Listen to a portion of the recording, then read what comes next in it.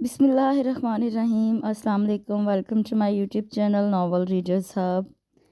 कैसे हैं आप सब लोग?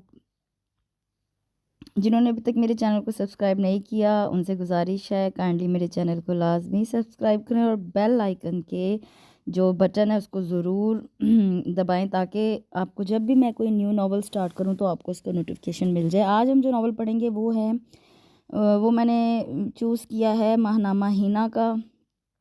सितंबर 2008 में ये जो है ना नावल वो शाया हुआ था। फ़रज चौधरी का ये नावल है हारी भी तो तेरी पिया।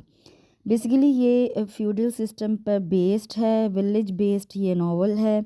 लड़की जो है हीरोइन बहुत नटखट, बहुत शरारती, इतनी शरारती कि सारे गांव में ना मतलब उसने सबको अपनी शरारतों से तंग किया होता है। और जो हीरो है वो इस गांव का जो चौधरी है उसका बेटा है। तो सब कुछ नहीं बताऊंगी, बहुत मज़े की स्टोरी है, फ़नी सी भी है। तो स्टार्ट करते हैं। हारी भी तो तेरी पिया बाय फ़रज चौधरी। उफ, इतने पत्थर पड़ने पर तो मुर्दा भी बिलबिलाकर उठ उठ बैठता है। ये कमीनी तो अव्वल नंबर की ढीठ है, यूं सोई हुई है जैसे अफ्यून पी रखी है।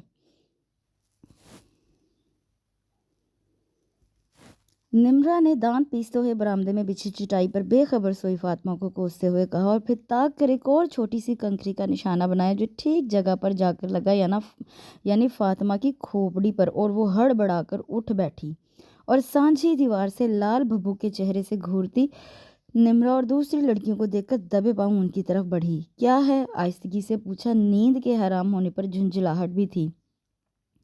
क्या है? साजदा ने तुझे पैगाम नहीं दिया था क्या? नम्रा उसकी नकल करते हुए तपी हुई बोली। कैसा पैगाम? फातिमा अब तक शायद जाग कर भी सोई हुई थी। फाती झूठी कूड़मग्ज, सुबह जब मैं नमक लेने के बहाने आई थी तो बताया नहीं था तुझे कि निम्रा ने क्या प्रोग्राम बनाया है आज दोपहर का? बोल।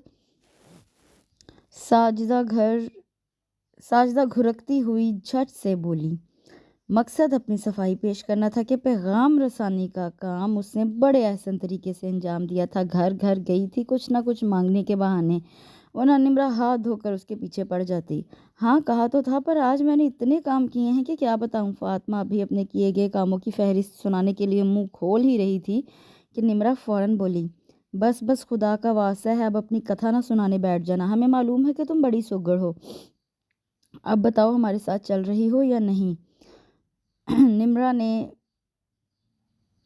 निम्रा सोच ली, अगर किसी को मालूम हो गया तो क्या होगा। फातिमा ने डरते हुए कहा। हाँ निम्रा, अगर पकड़े गए तो कितनी बेइज्जती होगी हमारी। ये शबाना थी। मैंने तो सुना है वीरान सुनसान रास्तों पर जवान लड़कियां जाए तो उनको साया हो जाता है, और ये तो जुलाई की लंबी दोपहरें, जानवर तक बाहर नजर नहीं आता। मैं तो कहती हूँ अपना इरादा बदलो, एवं ही मुसीबत में फंस रहे हैं ये अतियत ही नहायत डरपोक, बुज़दिल और वहमी।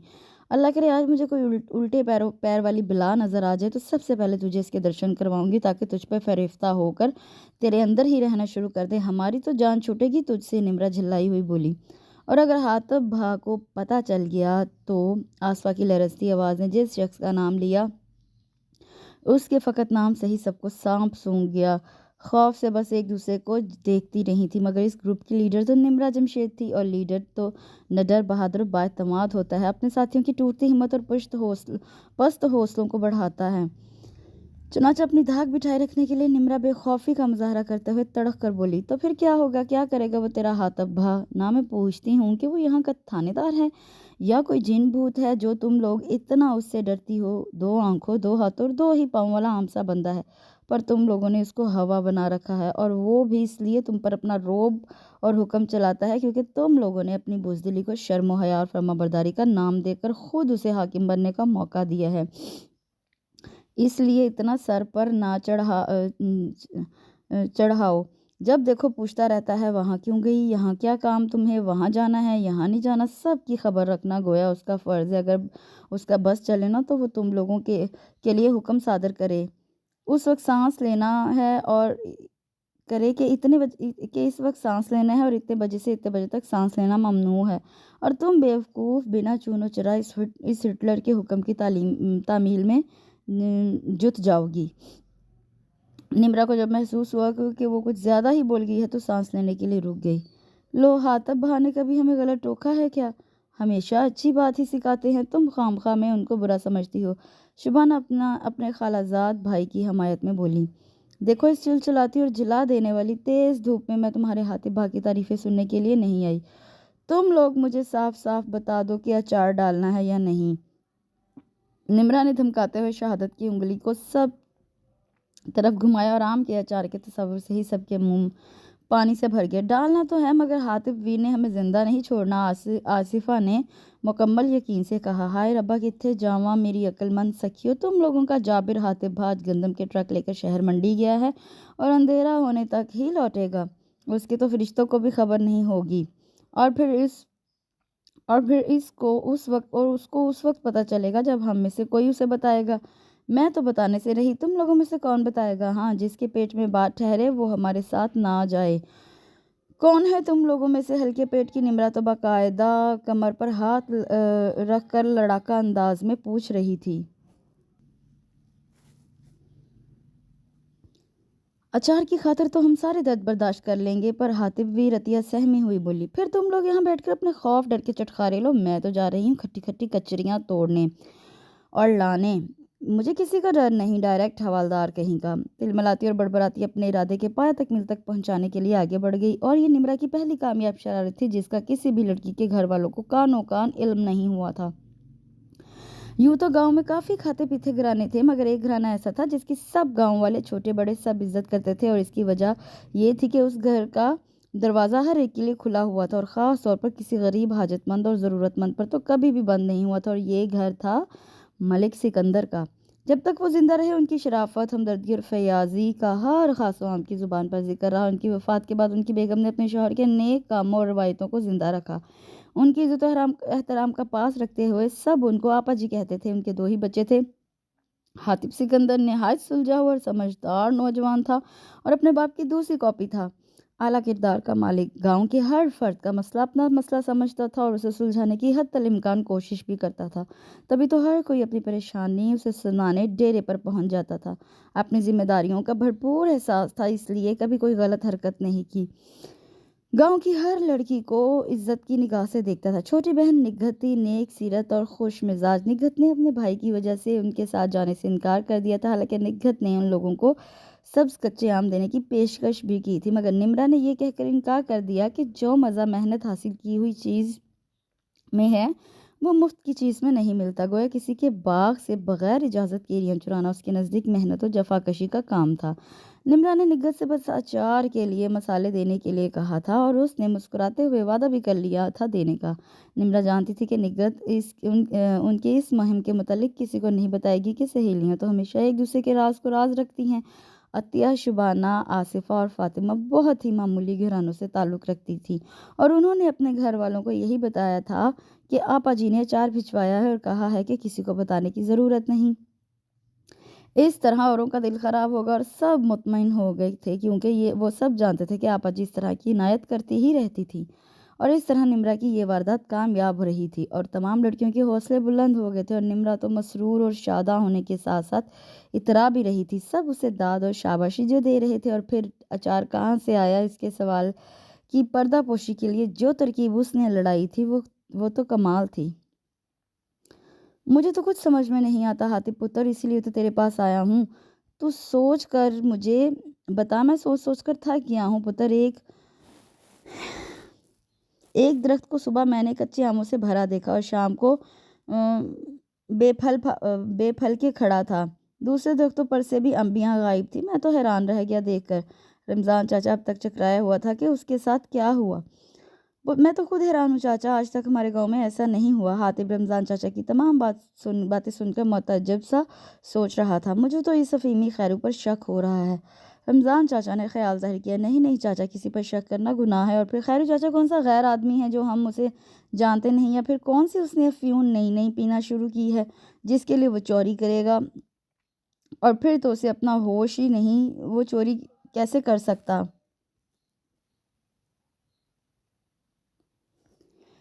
ये काम तो किसी चुस्त और तेज बंदे का लगता है। हातिब ने सोचते हुए अपना ख्याल बताया। फिर कौन हो सकता है रमज़ान चाचा? अब मुतफक्किर सा पूछ रहा था, क्योंकि अब उसे अपने दूसरे फलदार दरख्तों की फिक्र लाहक हो गई थी। आप परेशान ना हो चाचा, मैं 1-2 लड़कों को आपके बाकी रखवाली के लिए भेज दूंगा, निगरानी भी हो जाएगी और अगर वो चोर दोबारा आया तो जा नहीं सकेगा। आप इस बात का जिक्र किसी और से मत कीजिएगा, हो सकता है चोर इसी गांव का रिहायशी और इस तरह वो बाखबर और होशियार हो जाएगा। आप मेरी बात समझ रहे हैं ना? हातिब ने रमज़ान चाचा की ना सिर्फ परेशानी दूर कर दी बल्कि जिम्मेदारी अपने कंधों पर उठा ली थी और रमज़ान चाचा दुआएं देता चला गया। हातिब अपनी बैठक में बैठा इस वाक़ये का सिरा ढूंढने में डूबा था कि निम्रा जोर जोर से निग्घत को पुकारने लगी। निग्गो, निगी कहाँ है तू? निगी बिना सांस लिए वो तवातर से हलक फाड़ कर आवाज़ें देने में लगी हुई थी।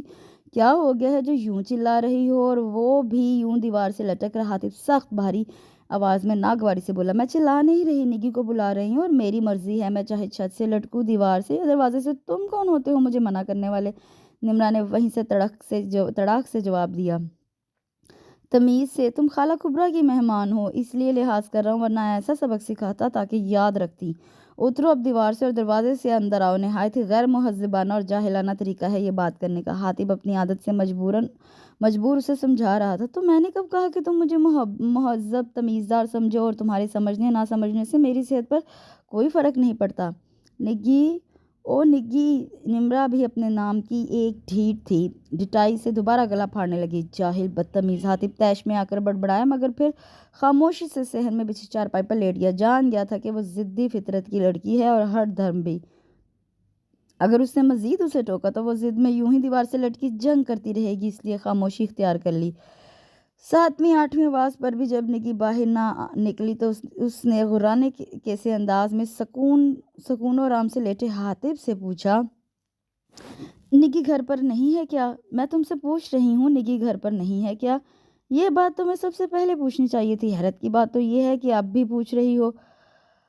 हातिब का अंदाज इस्तेहज़ाइया था तो चेहरे पर एक ख़ास चमक थी। घनी मूंछों तले मुतबस्सम लब गोया उसका मजाक उड़ा रहे थे और निम्रा को वाकई अपनी कमर पर गुस्सा आ गया। क्या ज़रूरत थी भला इससे आने से पूछने की? चुपचाप नीचे उतर जाती, मगर अब तो देर हो चुकी थी। मगर बजाय शर्मिंदा होने के उल्टा उसे इल्ज़ाम देने लगी। तो तुम खुद पहले बता देते तो क्या तुम्हारी ज़बान घिस जाती? तुम भी अपनी ज़बान का इस्तेमाल कम किया करो। हर वक्त बेमसरफ इस्तेमाल से अदब, लिहाज, तमीज़ सब कुछ भूल चुकी हो। ऐसी बदलिहाजी शरीफ लड़कियों को ज़ेब नहीं देती। ख़ासकर हमारे गांव में तमाम लड़कियां तमीज़दार हैं इसलिए। हातिब का खून खौल गया था निम्रा की गुफ्तगू सुनकर, इसलिए दृष्टि से मगर धीमे लहजे में उसे तनबीह कर रहा था कि निम्रा दरमियान में ही चीख पड़ी, तुम ये तमीज़ का सबक अपने गांव की अच्छी और भोली भाली लड़कियों को ही देना। मुझे ज़रूरत नहीं है इसकी, क्योंकि मैं तुम्हारे गांव की नहीं हूँ। खुशकिस्मती से अपना रोब भी मुझ पर जमाने की कोशिश मत करना, मैं दबने वाली नहीं हूँ। वो तड़ियाँ देती दहकते चेहरे के साथ दीवार से हट गई। किस कदर ढीठ लड़की है, कैसी तरबियत की है इसके घर वालों ने, कैसे चटाक पटाक जवाब देती है, खौफ न झिझक, इतना भी ख्याल नहीं कि मेहमान आई हुई है। हातिब को ऐसी लड़कियों से सख्त चिढ़ थी जिनकी ज़बान कैंची की तरह चलती थी और वो सुलगता हुआ अब तक इस बदतमीज़ लड़की को सोच रहा था। पता नहीं खुद को क्या समझता है, जैसे सारे ज़माने की अकल तो इसके पास ही है, इसलिए बेदरेग बांटता फिरता है और फिर बड़ा खुश होता है। हर वक्त नसीहतों का दफ्तर खोले बैठा रहता है, खुद को बड़ा फ़िलासफ़र और दानिश्वर समझता है। तुम्हारा पाला भी निम्रा से पड़ा है जो किसी से नहीं डरती। बड़ा आया। गुस्से से उस वक्त उसका दिमाग खोल रहा था और इसलिए बेरब्तगी से हातिब की शान में कसीदा पढ़ती हुई धप से चौकी पर बैठी तो वो नीचे से खिसक गई और निम्रा मिट्टी के कच्चे फर्श पर धम से जा गिरी। शुबाना और उसके घर आई अतिया उसकी हालत देखकर हंसने लगी। बंद करो अपनी ये खीखी, आधा खून पहले ही जल चुका है, बाकी का तुम जला दो। निम्रा धाड़ी। हम खिड़की से देख रहे थे कि इसको इतने प्यार से कोसते हुए आ रही थी। अतिया ने जानना चाहा, तेरे उस हातिब भा को? निम्रा का मुंह ही कड़वा हो गया था उसका नाम लेकर। मैंने तुझे पहले ही मना किया था कि उस वक्त निगी को बुलाने मत जा, पर तू तो किसी की सुनती थोड़ी है। हातिब ने डांटा तुझे? शबाना अब परेशान सी उससे पूछ रही थी। और तुम लोगों का ये हातिब भा क्या कर सकता है? देखा कि नसीहत करने का मौका नहीं है तो पकड़कर डांट दिया।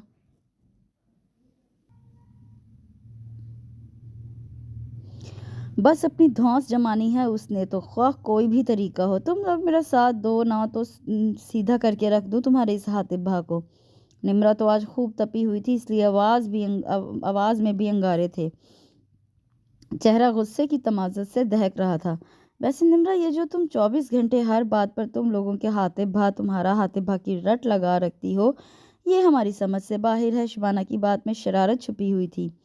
کیا مطلب؟ نمرا کا دماغ تو ویسے ہی اس وقت گھوما ہوا تھا، اور وہ بات کیا خاک سمجھتی؟ بھئی ہم تو مانتے ہیں کہ وہ ہمارے بھا ہیں، تیرے کیا ہیں؟ عطیہ بھی شوق ہوئی۔ ہائے اللہ، اللہ دا لکھ واری شکر ہے کہ کسی بھی رشتے سے میرا بھا نہیں ہے۔ نمرا نے کانوں کو ہاتھ لگاتے ہوئے کہا، اچھا جی، تو یہ بات ہے؟ عطیہ آنکھ دباتے ہوئے کھلکھلائی۔ ویسے جوڑی اچھی رہے گی۔ شبانہ لطف اندوز ہوتے ہوئے بولی، کیا ذلیل کمینیوں، زندہ نہیں چھوڑوں گی تم دونوں کو۔ بھاگ کہاں رہی ہو؟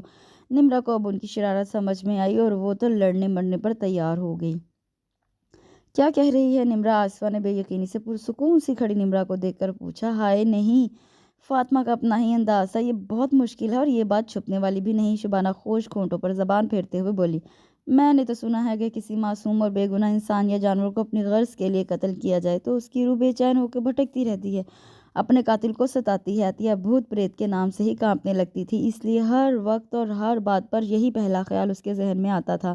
عطیہ اپنی یہ سنی سنائی باتوں اپنے پاس ہی رکھ، یہ بتاؤ منظور ہے یا نہیں؟ نمرا نے حتمی انداز میں پوچھا۔ دیکھو نمرا، اگر اس بات کا حاتب کو پتہ بھی چل گیا نا تو سمجھو ہم میں سے کسی کی خیر نہیں، اور پھر بھی تم بضد ہو تو چند چیزیں میں تم لوگوں کو دے دوں گی، مگر تم لوگوں کے ساتھ نہیں جاؤں گی۔ ویسے بھی حاتب کا غصہ میں برداشت نہیں کر سکتی۔ نگی اپنا دامن بچا کر انکار کرتے ہوئے وہاں سے اٹھ گئی۔ توبہ، اتنا خوف، اتنی ہیبت تو موت کے فرشتے کی بھی نہیں ہوتی جتنی اس شخص کی ہے۔ اب تم لوگوں نے کیا منہ میں گھنگنیاں ڈال لی ہیں؟ پھوٹو، چلتی ہو میرے ساتھ کہ نہیں؟ نمرا نگی کے جانے پر آگ بگولا سی ہو کر بولی، دل تو چاہ رہا ہے، پر ساجدہ کشمکش کا شکار تھی، جائے یا نہ جائے تو بس طے ہے کہ آج ہم اپنے دل کی مانیں گے۔ اٹھو اب۔ نمرا نے سب کی مشکل حل کر دی اپنا فیصلہ تھوپ کر، کیونکہ وہ جانتی تھی کہ یہ کم ہمت لڑکیاں سوچتی ہی رہ جائیں گی اور اس کا منصوبہ دھرے کا دھرا رہ جائے گا۔ نگی، جلدی سے کھانا لے کر آ، سخت بھوک لگ رہی ہے۔ شہر جانا بھی ایک مصیبت ہے۔ حاتب ٹھنڈے پانی سے منہ ہاتھ دھوتے ہوئے اپنی بھاری آواز میں بول رہا تھا۔ تو بیٹھ بھا، میں لاتی ہوں۔ نگی توے پر روٹی ڈالتے ہوئی بولی۔ حاتب ہمیشہ گرم روٹی پسند کرتا تھا۔ یہ لو، خالہ نے بھیجا ہے تمہارے لیے گرما گرم۔ نمرا پھول دار نیپکن سے ڈھکی ٹرے حاتب کے آگے رکھتی ہوئی روکھی آواز میں بولی، اچھا، مرغی مسالے والی؟ واہ، کوئی مہمان آیا تھا کیا؟ حاتب تنور کی روٹی توڑتے ہوئے سوال کر بیٹھا۔ کیوں، یہ مرغی کیا صرف مہمانوں کے لیے حلال ہے؟ نمرا حسب معمول تڑک کر بولی، اچھی بنی ہوئی ہے، سواد ہے، پر شبی نے نہیں بنائی، تو نے پکائی ہے؟ حاتب اس کے ہاتھ کے بنے سالن کی تعریف کر رہا تھا، مگر حیران کن انداز میں، گویا اسے شک ہو واقعی وہ اس طرح کے کام بھی کر سکتی ہے یا نہیں، ورنہ وہ جب سے آئی تھی ہمیشہ باتوں میں مصروف ہی دیکھا تھا، کبھی اس گھر تو کبھی اس گھر۔ تعجب ہے، کوئی نصیحت نہیں کی تو نے؟ سالن کو یوں ہونا چاہیے، روٹی ایسی ہونی چاہیے۔ نمرا اسے چڑھانے کے سے انداز میں بولی، ہاں ہاں، نصیحت تب کرتا ہوں جب اس کی ضرورت محسوس کرتا ہوں، خالہ کو میری طرف سے شکریہ کہنا۔ حاتب ہنستے ہوئے دوبارہ کھانے میں مشغول ہو گیا۔ توبہ، جتنا خود لمبا چوڑا ہے ہنستا اس سے بھی زوردار ہے، کان کے پردے پھاڑ دیے۔ نمرا اسے دل میں برا کہتی نگی کی طرف بڑھ گئی جو مبہوت سی باورچی خانے کے دروازے پر کھڑی تھی۔ نمرا، یہ کیا کیا تو نے؟ نگی برہمی سے سرگوشیانہ انداز میں چیخی۔ کیا کیا ہے؟ نیکی کا کام کیا ہے، تیرے بھائی کو کھانا کھلایا ہے۔ اپنی جن جیسی آواز میں بھوک کے لیے دھاڑ رہا تھا۔ میں نے سوچا اس سے پہلے کہ سارا محلہ اس خوفناک و بھیانک آواز سے لرز کر رہ جائے، میں اسے کھانا دے دیتی ہوں۔ دیکھو کیسے مزے سے کھانا کھا رہا ہے تمہارا دیو بھائی۔ نمرا لاپرواہی سے اپنی بول رہی تھی، یہ دیکھے بغیر کہ نگی کے چہرے پر ایک رنگ آ رہا تھا، ایک جا رہا تھا۔ پر نمرا، اگر بھا کو پتہ چل گیا نا تو وہ یہ بھول جائیں گے کہ تم مہمان ہو، وہ بالکل لحاظ نہیں کریں گے۔ نگی ایک دم ہی پریشان ہو گئی۔ کچھ نہیں ہوگا تو فکر نہ کر، اگر کچھ ہوا بھی تو میں تیرا نام نہیں آنے دوں گی بیچ میں۔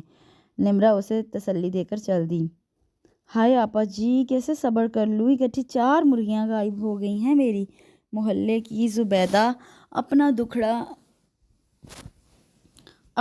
رو رہی تھی۔ تو بلا وجہ ہی پریشان ہو رہی ہے زبیدہ، وہ مرغیوں نے جانا کہاں ہے؟ ادھر ادھر نکل گئی ہوں گی۔ کمال پتر کو بھیجنا تھا، ذرا آگے تک دیکھ کر آتا۔ آپا جی حلاوت بھرے لہجے میں بولی، آپ بھی کمال کرتی ہیں آپا جی، میں تو شامہ کی اذان پر ہی سب مرغیوں کو کھڈے میں بند کر دیتی ہوں، ہر وقت ہر طرف دیکھ لیا، تبھی تو آپ کے پاس آئی ہوں، آپ پتہ کروائیں۔ زبیدہ غصے میں آ گئی تھی، کملی ہو گئی ہے تم، है तू, मैं कैसे पता करवाऊँ? जिस किसी से भी पूछेंगे वो यही सोचेगा कि हम उसे चोर समझ रहे हैं। क्यों सबको दुश्मन बना रही है? आपा जी ने रसान से समझाया। अम्मा, खेतों के एक तरफ कचरे के पास मुर्गियों के पर पड़े हैं। जुबैदा के बेचे कमाल ने हाँफते हुए आकर इतला दी। हाय मैं मर गई, हाय किसने ये जुल्म किया? दिन दिहाड़े मेरी कुकड़ियाँ ज़िबा कर डाली, मैं उसकी तिक्का बोटी कर छोड़ूंगी। जुबैदा आपे से बाहर हुई तो औलफल बकने लगी। क्या हो गया है खाला, क्यों चिल्ला रही हो? हातिब जो अपने कमरे में सोया हुआ था हड़बड़ाकर बाहर आ गया। हातिब पुत्र वे की होया है? मेरी मुर्गियां नु किसी ने पकाकर खा लिया। हाय हाय, अरे उस चोर के हाथ टूट जाए, फालिज फालिज करे उसके हाथों पर। जुबैदा कोस्तों पर उतर आई। हुआ क्या है अम्मा? हातिब ने ना समझते हुए नाचार अपनी वालदा से पूछा। किसी ने तुम्हारी खाला की 4 मुर्गियां चोरी कर ली और अब उनके पंजे और सर कचरे के पास से मिल गए हैं। यानी किसी ने मुफ्त में दावत उड़ाई है। आपा जी बताते हुए आखिरी बात पर खुद भी मुतबस्सम हो गई कि ऐसा पहली बार हुआ था। 4 मुर्गियां गायब? हातिब तो अपनी जगह पर शशदरसा रह गया। एक आदमी बैक वक्त 4 मुर्गियां कैसे पकड़ सकता है? इसका मतलब चोर के और साथी भी हैं। अगर मुर्गी चोर इसी गांव का है तो लाजिम है मुर्गी का सालन घर में ही बना होगा। नहीं, बाहर भी पकाया जा सकता है। फिर कैसे पता चलेगा? घर घर जाकर तो पूछा नहीं जा सकता। अरे इतने छोटे छोटे चूजे थे जब से मैंने उनको पाला है, और जब वो अंडे देने लगी तो किसी कलमोहे ने उन्हें चट कर लिया। अरे अभी कल ही निम्रा बेटी मुझसे पूछ रही थी कि इनको कौन सा खास दाना डालती हूँ जो ये इतनी फल फूल रही हैं। पता नहीं कौन बुरी नज़र रखे हुए था मेरी मुर्गियों पर। जुबैदा तो अब बाकायदा रो रही थी। निम्रा, हातिब नाम पर चौंक गया और फिर जैसे जहन में झमाका सा हुआ, मगर सिर्फ शक की बिना पर। फिलहाल कुछ कहना उसे मुनासिब ना लगा, सो खामोश रहा। अल्लाह की फटकार उस बेहया बेशरम पर तड़प तड़प कर मरे। अल्लाह करे हैजा हो जाए, हजम ना हो चोरी की मुर्गियां उसे, और जिसने उसके साथ मिलकर खाई है सबको अल्लाह पूछे। जुबैदा के कोसने अब बद्दुआओं की शक्ल इख्तियार कर गए थे। हातिब की तो हालत गैर होने लगी थी। बेकसूर होते हुए भी उसे महसूस हो रहा था कि जुबैदा खाला उसे सुना रही हैं, जैसे वो जान गई हैं कि भुना हुआ मुर्गी का सालन उसने भी पेट भर कर खाया था, और अनजाने में वो भी इस चोरी का हिस्सादार बन गया था। परेशानी की हालत में वो वहीं अम्मा के तख्त पोश पर बैठ गया। अब बस कर जुबैदा, मिट्टी डाल, जो हो गया सो हो गया। दुआ कर रब सोना इस बेहदायतों को राह रास्त पर लाई। यूँ सोचे समझे बगैर किसी को बद्दुआएं नहीं देते। अब जा घर और सुन, पिछवाड़े से 2 मुर्गियां लेती जा। आपा जी ने नरम लहजे में जुबैदा को मजीद बोलने से रोका और नुकसान की थोड़ी बहुत तलाफी करने की भी कोशिश की। तू क्या सोच रहा है हातिब? अम्मा जी ने जुबैदा के जाने के बाद गहरी सोच में डूबे हातिब से पूछा। एक बात जहन में आ रही है अम्मा जी कि ये मुर्गी चोर कोई घर का बेदी है जो जानता है कि जुबैदा खाला दोपहर में सोई हुई हैं और उनकी मुर्गियां इस वक्त गलियों में फिरती रहती हैं। बस उसने मौके से फ़ायदा उठाया। हातिब की बात की आपा जी ने भी तायीद की। मैं ज़रा खाला और शिमी से मिलने जा रहा हूँ, काफ़ी दिन हो गए हैं उधर गए हुए। हातिब बताता हुआ उठ खड़ा हुआ और आपा जी ने अपने बेटे की चौड़ी पुश्त देखकर आंखें बंद कर ली, कहीं अपने ही नज़र अपने बेटे को ना लगा बैठे।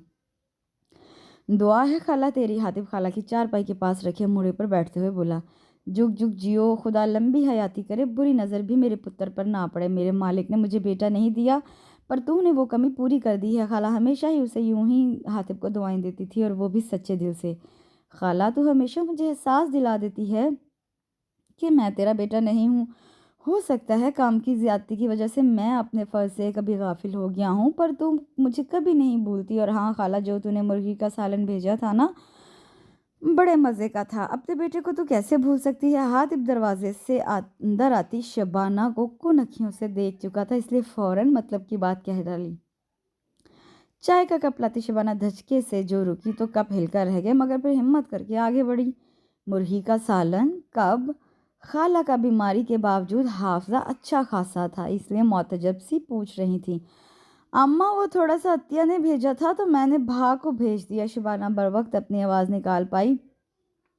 हातिब की तीखी निगाह से देखने पर तो जुमले के आखिर तक उसकी आवाज़ बिल्कुल ही गायब हो गई थी। अच्छा खाला, मैं चलता हूँ, अल्लाह ने चाहा तो फिर चक्कर लगाऊंगा। हातिब को भी यकीन हो गया था कि दाल में कुछ काला है, क्योंकि निम्रा और शिब्बी के जुमलों में काफ़ी तजाद था, और ये तो नामुमकिन था कि घर में कुछ पके और खाला को इल्म ना हो। सोए इत्तफाक हातिब अभी सेहन तक पहुंचा था कि निम्रा और अतिया बैरूनी दरवाजे से खिलखिलाती हुई अंदर हुई। مگر سامنے ہی حاتب کو دیکھ کر دونوں کی ہنسی کو بریک لگ گئے اور شبانہ کو کی تو روح ہی فنا ہوگی، اور حاتب کے پیچھے سے عالم پریشانی میں اوٹ پٹانگ اشارے کرنے لگی جو ان دونوں کی سمجھ سے باہر تھے۔ کیا بات ہے عطیہ، سلام کرنا ہی بھول گئی ہو؟ بڑے ٹھیک ہی کہتے ہیں، صحبت کا اثر بہت جلد ہوتا ہے، اس لیے بہت سوچ سمجھ کر کسی کی صحبت اختیار کرنی چاہیے۔ حاتب عطیہ کو سرزنش کرتے ہوئے تھوڑا سا تلخ ہو گیا۔ السلام علیکم بھاؤ۔ وہ اصل میں عطیہ نے خجل سے ہوتے ہوئے جھٹ سے سلام کیا، مگر نمرا نے ڈٹائی کا مظاہرہ کرتی اپنی لمبی چٹیوں کو بل دیتی رہی۔ کوسنے کا کام دل میں جاری تھا۔ ٹھیک ہے، شام کو زیادہ دیر باہر مت رہا کرو، اللہ حافظ۔ حاتب ناصحانہ انداز میں بولتا باہر نکل گیا۔ جب تک نصیحت نہ کرے اس کا تو کھانا ہی ہضم نہیں ہوتا، سیانہ گینڈا۔ نمرا منہ ٹیڑھا کر کے حاتب کے پیچھے سے بولی، اور تم کیا گونگے بہروں کی زبان میں ہم سے بول رہی تھی؟ جو کہنا تھا صاف کہہ نہیں سکتی تھی؟ نمرا کا رخ اب پریشان اور گھبرائی ہوئی شبی کی طرف تھا۔ نمرا، مجھے لگتا ہے حاتب بھا کو شک ہو گیا ہے کہ زبیدہ خالہ کی مرغیاں ہم نے چوری کر کے کھائی ہیں۔ شبی تو لگ رہا تھا کہ وہ ابھی رو دے گی۔ ہائے شبی کیسے؟ عطیہ نے اپنے سینے پر پھیلے دوپٹے کو دبوچ کر چیختے ہوئے پوچھا، اور شبی نے ساری بات بتا دی۔ نیری گدھی کی گدھی ہو تم لوگ، اگر اسے شک بھی ہو جاتا تو وہ ضرور عطیہ سے اگلوانے کی کوشش کرتا، مگر اس نے تو پوچھا بھی نہیں۔ تمہارے اس تھانے دار بھائی نے یوں ہی بات کر دی ہوگی اور اس نے یقیناً اس کو سرسری لیا ہوگا۔ خام خواہ ڈرنے کی ضرورت نہیں۔ نمرا کی بات میں دم تھا، اس لیے وہ دونوں بھی ذہن سے تمام خدشات جھٹک کر مطمئن ہو گئیں۔ سارے کا سارا سکون اس وقت غارت ہو گیا جب نگی فاطمہ عطیہ آصفہ ساجدہ کے گھر پیغام لے کر گئی کہ آپا جی نے بلایا ہے۔ آپا جی پر تو لوگ آنکھیں بند کر کے اعتبار کرتے تھے، اس لیے کبھی کسی نے اپنی بیٹیوں کو نہ روکا، سو وہ سب سر جھکائے بیٹھی تھی۔ حاتب نے شبانہ کو بلانے کے لیے منع کیا تھا۔ نگی ایک جانب کھڑی تھی، ایک مجرم کی طرح کہ ان کی شرارت کا علم بہرحال اسے ہوتا تھا۔ تو کون کون چلے گا میرے ساتھ؟ آدھے گھنٹے کا تو سفر ہے۔ مرغیاں کیا چوری کرنا، بکریاں اور بھینس لے کر آتے ہیں، رات کے اندھیرے میں کسی کو پتہ بھی نہیں چلے گا، سب سوئے ہوئے ہوں گے۔ ہمیں تو اپنا فائدہ سوچنا چاہیے، کسی کا نقصان ہوتا ہے تو ہو۔ کلف لگے سفید عوامی سوٹ میں حاتب ایک جاگیردار لگ رہا تھا، اس پر یہ کہ گرج بھی رہا تھا مگر انوکھے طریقے سے۔ حاتب بھا کا بھی بے عزت کرنے کا اپنا ہی طریقہ ہے، دل چاہتا ہے زمین پھٹ جائے اور ہم اس میں چھپ جائیں۔ اسے یاد آ رہا تھا کہ سلمیٰ کے بھائی کی شادی پر سب لڑکیوں نے مہندی پر خوب ڈانس کیے تھے اور مووی بھی بنی تھی۔ تب حاتب اپنا آخری امتحان دینے شہر گیا تھا، مگر آ کر اس نے کرخت آواز میں فقط اتنا ہی کہا تھا، تم لوگوں کی سچ دھج اور دھوم دھڑکے کی شہرت 7 والے گاؤں تک پہنچی ہوئی ہے۔ اچھا نام روشن کیا ہے تم لوگوں نے اپنے گاؤں کا، اگلی کسی شادی پر اس سے بھی زیادہ تیاری کرنا تاکہ دھوم 3-4 گاؤں تک تو پہنچے۔ اور وہ دن اور آج کا دن انہوں نے کبھی سوائے ڈھولک بجانے کی اور کچھ نہیں کیا تھا۔ اتنا ذلیل کرنے سے تو بہتر تھا حاتب تم سیدھے سیدھے ہم کو ڈانٹ دو۔ ہائے پر کہے کون؟ آصفہ بس سر جھکائے سوچ میں ڈوبی ہوئی تھی۔ کیا پوچھ رہا ہوں میں؟ حاتب کی بلند آواز نے ان کو ہلا کر رکھ دیا۔ بھا اب جانے بھی دو، نگی ہمت کر کے پھنسی پھنسی آواز میں بولی۔ کیا جانے دو؟ اپنی خواہش کو پورا کرنے کے لیے آج انہوں نے یہ چھوٹی چوری کی ہے، کل کو اپنی خواہشات کی تکمیل اور نفس کی تسکین کے لیے بڑی سے بڑی چوری سے بھی دریغ نہیں کریں گی۔ حاتب عالم طیش میں برس پڑا تھا۔ نہیں بھا، ہم ایسی تو نہیں ہیں، وہ تو بس شرارت میں یہ غلط کام کر بیٹھیں۔ فاطمہ نے فوراً سب کا دفاع کیا، مگر نیم مردہ سی آواز میں بھی تم لوگوں کو اتنا احمق اور بے وقوف نہیں سمجھتا تھا کہ کسی نے جو کہا اس پر عمل کرنا شروع کر دیا۔ تم لوگوں کے پاس بھی عقل اور دماغ ہے کہ نہیں؟ حاتب کا غصہ ہنوز قائم تھا۔ آئندہ ایسا کچھ نہیں کریں گے بھا، معاف کر دو۔ عطیہ کی آواز بھیگی ہوئی تھی، بزدل تھی، فوراً ہی رو پڑتی تھی۔ ٹھیک ہے، ان سب باتوں کی خبر کسی کو نہیں ہونی چاہیے، خاص کر تمہاری اس لیڈرنی کو۔ جاؤ اب۔ حاتب کچھ نرم پڑتے ہوئے حکمی انداز میں بولا، خود نمرا بی بی کی عقل ٹھکانے پر لانے کا طریقہ سوچنے لگا۔ یہ 15 کلو مرغی کا گوشت ہے، سلاد کی چیزیں ہیں، میٹھے میں متنجن یا فرنی ٹھیک رہے گی۔ میرے دوست 2 بجے تک انشاءاللہ پہنچ جائیں گے، سب کچھ وقت پر تیار ملنا چاہیے۔ حاتب اجرک کی چادر کو اپنے مضبوط کاندھوں پر جماتے ہوئے باروب آواز میں مخاطب ہوا۔ نگی نے عمومی انداز میں سر کو ہلا کر ٹھیک ہونے کا جواب دیا، جبکہ نمرا پیچ و تاب کھا کر رہ گئی۔ اس کم عقل شخص پر جو بڑا عقل مند بنا پھرتا ہے، اب راتوں رات تو الہام نہیں ہوا ہوگا کہ دوست شہر سے ٹپک رہے ہیں، صبح سویرے بھی یہ سارا سامان لایا جا سکتا تھا۔ 11 بجے حکم شاہی صادر کیا جا رہا ہے، اب بیچاری اتنی سخت گرمی میں جلتی رہے گی چولہے کے آگے۔ उस दिन निम्रा ने मुर्गी का भुना हुआ सालन बहुत अच्छा बनाया था। निम्रा, इससे कहकर पकवा लो। माना के मेहमान है मगर मेरी इज्जत का सवाल है। मेरे दोस्त पहली बार आ रहे हैं। हातिब संजीदगी से बोलता निम्रा पर बम गिरा गया। उसने इन दिनों खास नोट किया था कि वो आपा जी का बेहद एहतराम करती है, उनके हर काम को झट से बिना झिल्लाए हुए खुशी खुशी करती है, इसलिए उसने अम्मा का सहारा लिया। वैसे भी वो अम्मा को सब बता चुका था और अम्मा तो सब कुछ जानकर हंसी थी, मगर उसकी इस्लाह और बेहतरी के लिए हातिब की बात मानने पर मजबूर थी। क्यों नहीं, बुरा सवाद है मेरी बेटी के हाथ में झटपट बड़ा सवाद है मेरी बेटी के हाथ में, झटपट बना लेगी, अम्मा ने मोहब्बत पाश नज़रों से देखते हुए कहा। और निम्रा हालत मजबूरी में सिर्फ जी कह पाई। तनूर की रोटियां गर्म होनी चाहिए, गरम गरम। हातिब की एक और फरमाइश पर निम्रा जलकर कबाब हो गई और ख़ुद को बुरा भला कहने लगी। क्यों इस बुरे और मनहूस वक्त में निगी के पास आई। तनूर की रोटियों में तो बहुत वक्त लगता है और फिर मतंजन भी इतना मुश्किल है बनाना। निगी बिलाखिर बोल पड़ी। मैं अपने दोस्तों को मना कर देता हूँ आने से। वजह बता दूंगा कि हमारे गांव की लड़कियां बहुत नाजुक मिजाज हो गई हैं। इस गर्मी में वो मेहमान नवाजी जैसा फ़र्ज़ निभा नहीं सकती। हातिब यकलख्त हत्ते से उखड़ गया। आवाज़ में तुंदही ऊद कर आई थी, क्योंकि उसने अम्मा और निगी को ख़ास ताकीद की थी कि वो इसके मामले में चुप रहेंगी। हातिब पुत्र, यूँ गर्म ना हुआ कर, तू जा, सब तैयार हो जाएगा। अम्मा के तसल्ली बख्श जवाब पर हातिब एक कहर आलूद नज़र निम्रा पर डालकर बाहर निकल गया। हैं, मैंने क्या किया है जो मुझे खा जाने वाली नज़रों से घूर कर गया है। तौबा, कैसी उल्लू और अकाब से मिलती जुलती आंखें हैं, जैसे अभी झपट पड़ेगा। निम्रा को तो इस शख्स का हर जिस्मानी हिस्सा किसी न किसी जानवर से मुशाबा लगता था। अब भी खुले दिल से उसकी चमकती और ज़हीन आंखों के बारे में अपनी राय से खुद को ही आगाह कर रही थी। तो फिक्र क्यों करती है निगी, मैं अभी सब को बुला कर लाती हूँ, घंटों का काम मिनटों में हो जाएगा। निम्रा ने चुटकी बजाते हुए कहा। किसको बुला कर लाएगी? शिबी तो एक सेकंड के लिए भी नहीं आ सकती। तुझे तो पता है खाला की तबीयत कल से कितनी ख़राब है। फातिमा के अम्मी अब्बू किसी मरग पर गए हुए हैं, उसके छोटे बहन भाइयों को संभालना है। साजदा की बहन और बहनोई आए हुए हैं, वो घन चक्कर बनी हुई। आतिया को देखने कुछ लोग आ रहे हैं और आसफा अपनी फूफो के घर गई हुई है। निगी ने बताते हुए निम्रा की तरफ देखा, जो फटी फटी आंखों से में बेयकीनी समयों से देख रही थी। अगर वो ये बता देती कि थोड़ी देर में उसे भी बुलावा आ जाएगा तो वो गधे के सींग की तरह गायब हो जाएगी, तो निगी को पक्का यकीन था वो आखिरी चीख मारकर बेहोश हो जाएगी या फिर शायद गशी का दौरा ही पड़ जाए। फिर अब क्या करें, सोचने लगी कि पहले क्या पकाना शुरू किया जाए, सालन, मतंजन या रोटियां। रोटियों के लिए आटा वो भी इतना। देखो निम्रा बेटी, मेरी इज्जत का मामला है, हातिब के सामने मुझे शर्मिंदा ना होना पड़े, ख्याल रखना। आपा जी ने बढ़कर एक और जज्बाती वार किया। निगी, तो आटा गूंद और मैं सालन के लिए प्याज काटती हूँ, मतंजन के लिए चावल साफ़ कर लूँगी, मिलकर हो जाएगा सारा काम। निम्रा ने फटाफट प्रोग्राम सेट कर लिया। अच्छा, निगी को तो इतनी ही मदद करने की इजाज़त मिली थी, इसलिए फ़ौरन आटा गूंदने लगी। देख नुमा पतीले में निम्रा गोश्त भून रही थी, साथ ही साथ चावल भी चुन रही थी। चूल्हे की हरारत और गर्मी की तपिश और हिद्दत से निम्रा का चेहरा दमक रहा था। पसीने की बूंदें मतवातर पूरे जिस्म पर फैल रही थी। जितनी तेज़ी से चम्मच हिला रही थी, इतनी ही तेज़ी से हातिब और उसके दोस्तों को गालियों से नवाज रही थी।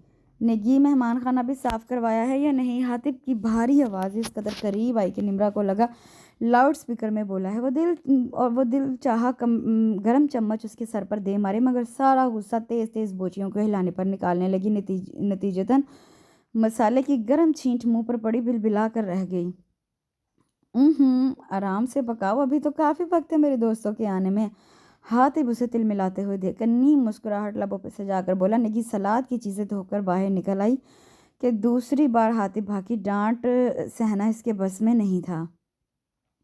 वाकई सवाद है तेरे हाथ में, हातिब ने भुनी हुई बोटी चखते हुए कहा। निगाहें उसके सुर्ख दहकते चेहरे पर जमी थी, जो बैरूनी गर्मी और अंदरूनी गुस्से के बायस संगारे की मानत दहक रहा था। 1 मिनट में अगर तुम यहाँ से ना गए ना तो निम्रा का पारा चढ़ गया तो वो फट पड़ी। तो हातिब ने अबरू चुकाकर इस्तफसार किया। तो मैं ये सब कुछ जला दूंगी, खिलाते रहना अपने दोस्तों को बदबूदार जला हुआ खाना। बड़ा दूसरों को सबक पढ़ाते फिरते हो ना। मैं पूछती हूँ, हम क्या नौकरानियाँ हैं जो तुम लोगों के लिए और तुम्हारे दोस्तों के लिए 24 घंटे चूल्हे के आगे सड़ती रहें और ख़ुद कपड़े पहनकर शहजादा गुलफाम बने हुक्म देते फिरते हो कि मुफ्त की बांदियाँ फटाफट उनकी तामील करें? निम्रा का गर्मी से दिमाग पिलपिला हो गया था। इसलिए तो बेतुकान बोल रही थी। तने हुए चेहरे पर पसीने के कतरे चमक रहे थे आंखों में और अंदाज में कोई खौफ नहीं था। हातिब को खुद पर ताज्जुब हो रहा था कि वो कभी किसी लड़की के इतने करीब होकर नहीं बैठा था। हमेशा हद में रहकर बात की थी और गांव की तमाम लड़कियां भी तो उसकी इज्जत करती थी। किसी में इतनी हिम्मत नहीं थी कि उसका जवाब देती, मगर ये लड़की तो न जाने किस मिट्टी से बनी हुई थी। मगर फिर भी हातिब को उसका कुर्ब अच्छा लग रहा था। ना ना, वो तो मेरी बहुत प्यारी बहनें हैं, उनको अपने साथ क्यों मिला रही हो? हातिब का दिल तो आज शरारत पर आमादा था। क्या तूने मुझे नौकरानी कहा? नौकरानी होगी तेरी वो, आपा जी की वजह से पका रही हूँ, वरना मैं देखती हूँ तुम मुझसे कैसे पकवाता। निकल अब यहाँ से। निम्रा बिफरी हुई शेरनी की तरह धाड़ने लगी और उंगली से हातिब को बाहर निकलने का इशारा किया। तमीज़ से बात करो, मैं ये लहजा सुनने का आदी नहीं। हातिब यकलख सर्द आवाज़ में बोला। मेरा लहजा ऐसा ही है और तुमसे डरकर मैं बदलने वाली नहीं। निम्रा ने भी दूबदू जवाब दिया। बदल लोगी अपना लहजा भी और आदातो अतवार भी, थोड़ी देर में अकल शरीफ ठिकाने पर आ जाएगी। हातिब कतियत से कहता बावर्ची खाने से बाहर निकल गया। निम्रा बेटी, निकी के पाँव में मोच आ गई है, हम दोनों मिलकर तनूर पर रोटियां लगा लेते हैं। आपा जी जो मुतफक्कर सी लग रही थी आटे की परात उठाते हुए बोली। नहीं नहीं आपा जी, आप क्यों लगाएंगी रोटियां? मैंने मीठे चावल दम पर रखे हैं, आप उन्हें देख ले, मैं रोटियां लगा लेती हूँ। निम्रा ने फ़ौरन उन्हें मना करते हुए आटे का थाल ले लिया और गर्म तनूर के पास जाकर खड़ी हुई। और फिर एक परात ख़त्म हुई आटे की तो दूसरी आ गई। तीसरी आटे की परात में से पेड़ा बनाते उसकी हिम्मत जवाब देगी और वहीं सर थाम कर बैठ गई। तौबा, जैसा खुद है वैसे ही दोस्त हैं। ऊँट हफ्ते भर का खाना अपने पेट के तनूर में ज़ख़ीरा करने का सोच कर आ रहे हैं। कल ही चली जाऊंगी यहाँ से।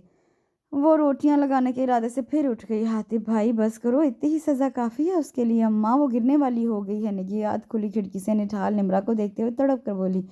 बस बहुत हो गया हातिब, मेरा ही दिमाग ख़राब था जो तेरी बातों में आ गई। बेगानी बेटी है, खुदा ना करे अगर कुछ हो गया तो कौन जिम्मेदार होगा? और फिर हर एक को सुधारने का तो ठेका नहीं ले रखा। वो जाने और उसके घर वाले। आपा जी हतमी अंदाज में बोलती कमरे से बाहर निकले। निकी के जाने के बाद वो खिड़की के पास खड़ा हो गया।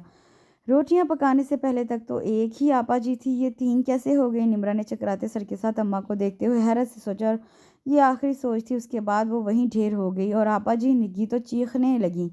फूले हुए हाथ पाँव के साथ निम्रा के चेहरे पर पानी की छींटे मारने लगी। हातिब भी घबराया हुआ तेज़ तेज़ कदम उठाता वहां पहुंचा। फिर होशो हवास से बेगाना निम्रा को उठाकर पलंग पर लटाया। अम्मा जी ने ग्लूकोज मिला पानी चमचे से उसके मुंह में डाला। होश में आई तो पूरा गिलास पी गई, फिर चकरा कर लेट गई। वक्फे वक्फे से ग्लूकोज मिला पानी पिलाते जाएं और फिर कुछ खिला पिला दें, ठीक हो जाएगी। हातिब बोलते हुए निम्रा के पीले चेहरे पर नजर डालकर चला गया। शाम में वो अपने घर आ गई, मगर रात होते ही बुखार ने दबोच लिया। आपा जी को जब इल्म हुआ तो अपने साथ हातिब को खूब मलामत की। हातिब के तो फरिश्तों ने भी उस सूरत हाल के मुतालिक नहीं सोचा था। कुछ पशेमान भी था, मगर उसको निम्रा का अंदाज़े गुफ्तगू तपा गया, इसलिए ऐसा कर गया। 3 दिन बाद निम्रा हशाश बशाशी सबके दरमियान बैठी चहक रही थी और जब सब चली गई तो निम्रा राजदाराना अंदाज में शिबी से गोया हुई। शिबी, एक बड़ा अच्छा आइडिया आया है मेरे जहन में। निम्रा लंबी चोटी का जूड़ा बनाते हुए बोली। खुदा का वास्ता है निम्रा, अपने सारे नए नए ख्यालात अपने पास ही रख, बल्कि किसी शरारत का सोचना भी मत, पहले ही काफ़ी सज़ा भुगत चुके हैं। शिमी हाथ जोड़कर बोली। सज़ा? कैसी सज़ा? निम्रा हैरान से उससे पूछ रही थी। नहीं कुछ नहीं, बस ऐसे ही मुंह से निकल गया। तू आराम कर, अब आराम कर। शिमी को अपनी बेवकूफ़ी पर गुस्सा आ रहा था। शिमी सच बोल, क्या हुआ है? किसने सज़ा भुगती और किसने दी है तुझे? कसम है शिबी, सच बता। निम्रा ने शिबी को कसम देकर मुश्किल में डाल दिया और वो काफ़ी देर शशपंज में रहने के बाद बिलाखिर बोल पड़ी और शिबी का एक एक लफ्ज़ उसे दुख पहुंचा रहा था। मुतगय्यर होती हालत ने उसे चारपाई पर बैठने पर मजबूर कर दिया। मैं जानती हूँ निम्रा, भा को तेरे साथ ऐसा सलूक करने का हक नहीं और उन्हें ऐसा करना भी नहीं चाहिए था, मगर देखना उन्होंने तेरे भले के लिए ही किया। बस समझाने का उनका तरीका ही निराला होता है। चल जो हो गया सो हो गया। शिबी कुछ शर्मिंदा शर्मिंदा सी बोल रही थी। हाँ तो ठीक कहती है शिबी, मेरा लेटने को दिल चाह रहा है। तू जा। निम्रा कामती आवाज़ में बोलते हुए लेट गई तो शिबी नाचार उठकर चल दी। सज़ा, एक लफ्ज़ खंजर की तरह पैवस्त हो गया था उसके दिल में। आपा जी भी इसमें शामिल थी और मैं बेवकूफ़ आपा का मान रखने के लिए लगी रही कि बेटे के सामने आपा को शर्मिंदा ना होना पड़े। आपा में तो मुझे अपनी माँ नज़र आई थी। कितनी राहत और कितना सुकून मुझे मिलता है आपके ममता भरे लम्स से। آپ ایک بار کہہ کر تو دیکھتی، میں ساری شرارتیں چھوڑ دیتی، مگر آپ ہیں تو غیر سگا تو آپ کا بیٹا اور نگی ہے، میرا سگا تو میرا بھائی ہے، میرا ماں جایا جس نے 2 مہینے میں میری خیر خبر لینا بھی گوارا نہیں کیا۔ بھابھی کا بس نہیں چلتا کہ وہ مجھے کسی شرابی یا ریڑے والے کے ساتھ ہی بیاہ دیں، مگر میری قسمت میں صرف در بدر کی ٹھوکریں ہیں، کبھی یہاں کبھی وہاں، جن کا اپنا کوئی پوچھنے والا نہیں ہوتا ان کو یوں ہی سب ذلیل کرتے ہیں۔ مگر حاتب سکندر، مجھے یوں ذلیل کرنے کا تمہیں کوئی حق نہیں تھا، اور مجھے سزا دینے کا بھی تمہیں کوئی اختیار نہیں۔ میں نے کون سا تمہارے ساتھ رشتہ داری جوڑنی ہے؟ آج نہیں تو کل یہاں سے چلی ہی جاؤں گی، مگر جانے سے پہلے تمہیں تگنی کا ناش نہ نچایا تو نمرا نام نہیں میرا۔ نمرا کو جو بے خبری میں سزا دی گئی تھی اسے دلی رنج ہوا، ایک ٹھیس لگنے سے تمام دکھ یاد آ گئے تھے اسے، مگر روانی سے بہتے آنسوؤں کو پونچھتے ہوئے اس نے ہٹ درمی اور ضدی پن لوٹ آیا تھا، اور اب وہ جلے پیر کی بلی کی طرح کمرے میں چکر کاٹ رہی تھی۔ حاتب آنکھیں موندے اس اکھڑ اور بد زبان نمرا کے متعلق ہی سوچ رہا تھا۔ پورا ایک ہفتہ گزر گیا، وہ نظر نہیں آئی۔ وہ اس کی فطرت جان گیا تھا کہ وہ خود کو نڈر اور بااعتماد سمجھتی ہے، اور یہ کہ نصیحت کرنے پر تو بھڑک اٹھتی ہے، اس لیے اسے سبق سکھانے کے لیے سمجھانے کے بجائے یہ طریقہ اپنایا تھا۔ گاؤں میں اب کوئی گڑبڑ نہیں ہوئی تھی، اس کا مطلب ہے ہوش ٹھکانے آ گئے ہیں تمہارے نمرا بی بی۔ اس کے خیالات کو منتشر باہر کی چیخ و پکار نے کیا تھا۔ یہ شور کیسا ہے اماں؟ کون لڑ رہا ہے؟ حاتب تسبیح پڑھتی اماں سے پوچھنے لگا۔ اور کون ہے؟ پروین لڑے رہی ہے اپنی دیورانی سے، اماں بیزاری سے بولی۔ بچپن سے میں انہیں یوں ہی لڑتے دیکھ رہا ہوں، مگر اب تو صلح ہو گئی تھی ان کے درمیان۔ حاتب حیرت سے بولا۔ ہو گئی ہوگی پھر کوئی بات، تو اندر جا کے لیٹ جا۔ اماں جی کا مشورہ سے مناسب لگا، اور ابھی وہ اٹھ ہی رہا تھا کہ پروین بکتی جھکتی اندر آ گئی۔ دیکھ لیجیے آپا جی، آپ ہمیشہ مجھے ہی نصیحت کرتی ہیں کہ میں اپنی دیورانی کو چھوٹی بہن سمجھوں، پیار اور سلوک سے اس کے ساتھ رہوں، آپ کی ساری ہمدردیاں اس کے لیے ہیں۔ دیکھیے آپ کی اس معصوم اور چہیتی سبیہا نے کیا کیا ہے۔ پروین اونچی آواز میں شکوہ شکایت کرنے لگی۔ آرام سے پروین، آرام سے بیٹھ جا، اب بتا کیا بات ہے جو تم لوگوں نے پورا محلہ سر پر اٹھا رکھا ہے؟ آپا جی نرم لہجے میں دریافت کر رہی تھی۔ میرے اوپر تو غم کا پہاڑ ٹوٹ پڑا ہے آپا جی، صرف آپ کے کہنے پر میں اس کی تلخ اور جلی کٹی باتیں برداشت کر رہی تھی، میری خاموشی سے فائدہ اٹھاتے ہوئے مجھ پر تعویذ کر رہی ہے۔ آج کل یہ دیکھیے، تبھی میں کہوں کہ جمیل کا ابا بیمار کیوں رہنے لگا ہے، میری بھینسوں کا دودھ سوکھ گیا۔ مجھے کیا معلوم تھا کہ وہ چڑیل ڈائن جادو ٹونا کر رہی ہے؟ پروین آپا جی کو تعویذ دیتی ہوئی بول رہی تھی۔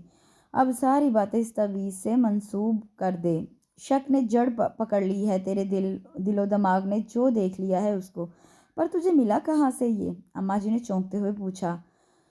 گھر کی دیوار کے ساتھ جو جامن کا درخت لگا ہے وہیں سے ملا ہے۔ مجھے بے خبر اور اندھی کو تو نظر بھی نہیں آتا تھا، وہ بھلا ہو نمرا بیٹی کا جامن توڑ رہی تھی، اس کی نظر پڑ گئی، ورنہ پتہ نہیں اور کتنا نقصان ہونا لکھا تھا ہماری قسمت میں۔ حسد اور جلن اسے چین نہیں لینے دیتا۔ پروین مارے غصے کے سیخ پا ہو گئی۔ اندر جاتا حاتب ٹھٹک کر رک گیا تھا۔ چونک تو اماں بھی گئی تھی مگر ظاہر نہ ہونے دیا۔ اچھا تو جا، میں خود سبیہا سے پوچھوں گی۔ اماں جی نے اسے سمجھا بجھا کر بھیج دیا۔ اماں جی یہ مجھے دکھائیں یہ تعویذ۔ حاتب نے ان کے ہاتھ سے لے کر چمڑے پر لگے موٹے دھاگے کو دانتوں سے کھینچ کر توڑ ڈالا۔ کر لو جو کرنا ہے۔ کاغذ پر لکھے یہ الفاظ ٹھوس ثبوت تھے کہ یہ حرکت کس کی ہے۔ خوشخط تحریر ایک چیلنج تھا، ایک واضح اعلان تھا کہ وہ باز آنے والی نہیں، اور حاتب سکندر تو اپنی جگہ پتھر کا ہو کر رہ گیا، حیران و ششدر کاغذ کے پرزے کو کھول رہا تھا۔ اتنی دلیری، بے خوفی اور خود سری اور ڈھٹائی، وہ بھی ایک لڑکی میں اس نے پہلی بار دیکھی تھی۔ غصہ خون کی رگوں میں ابلنے لگا۔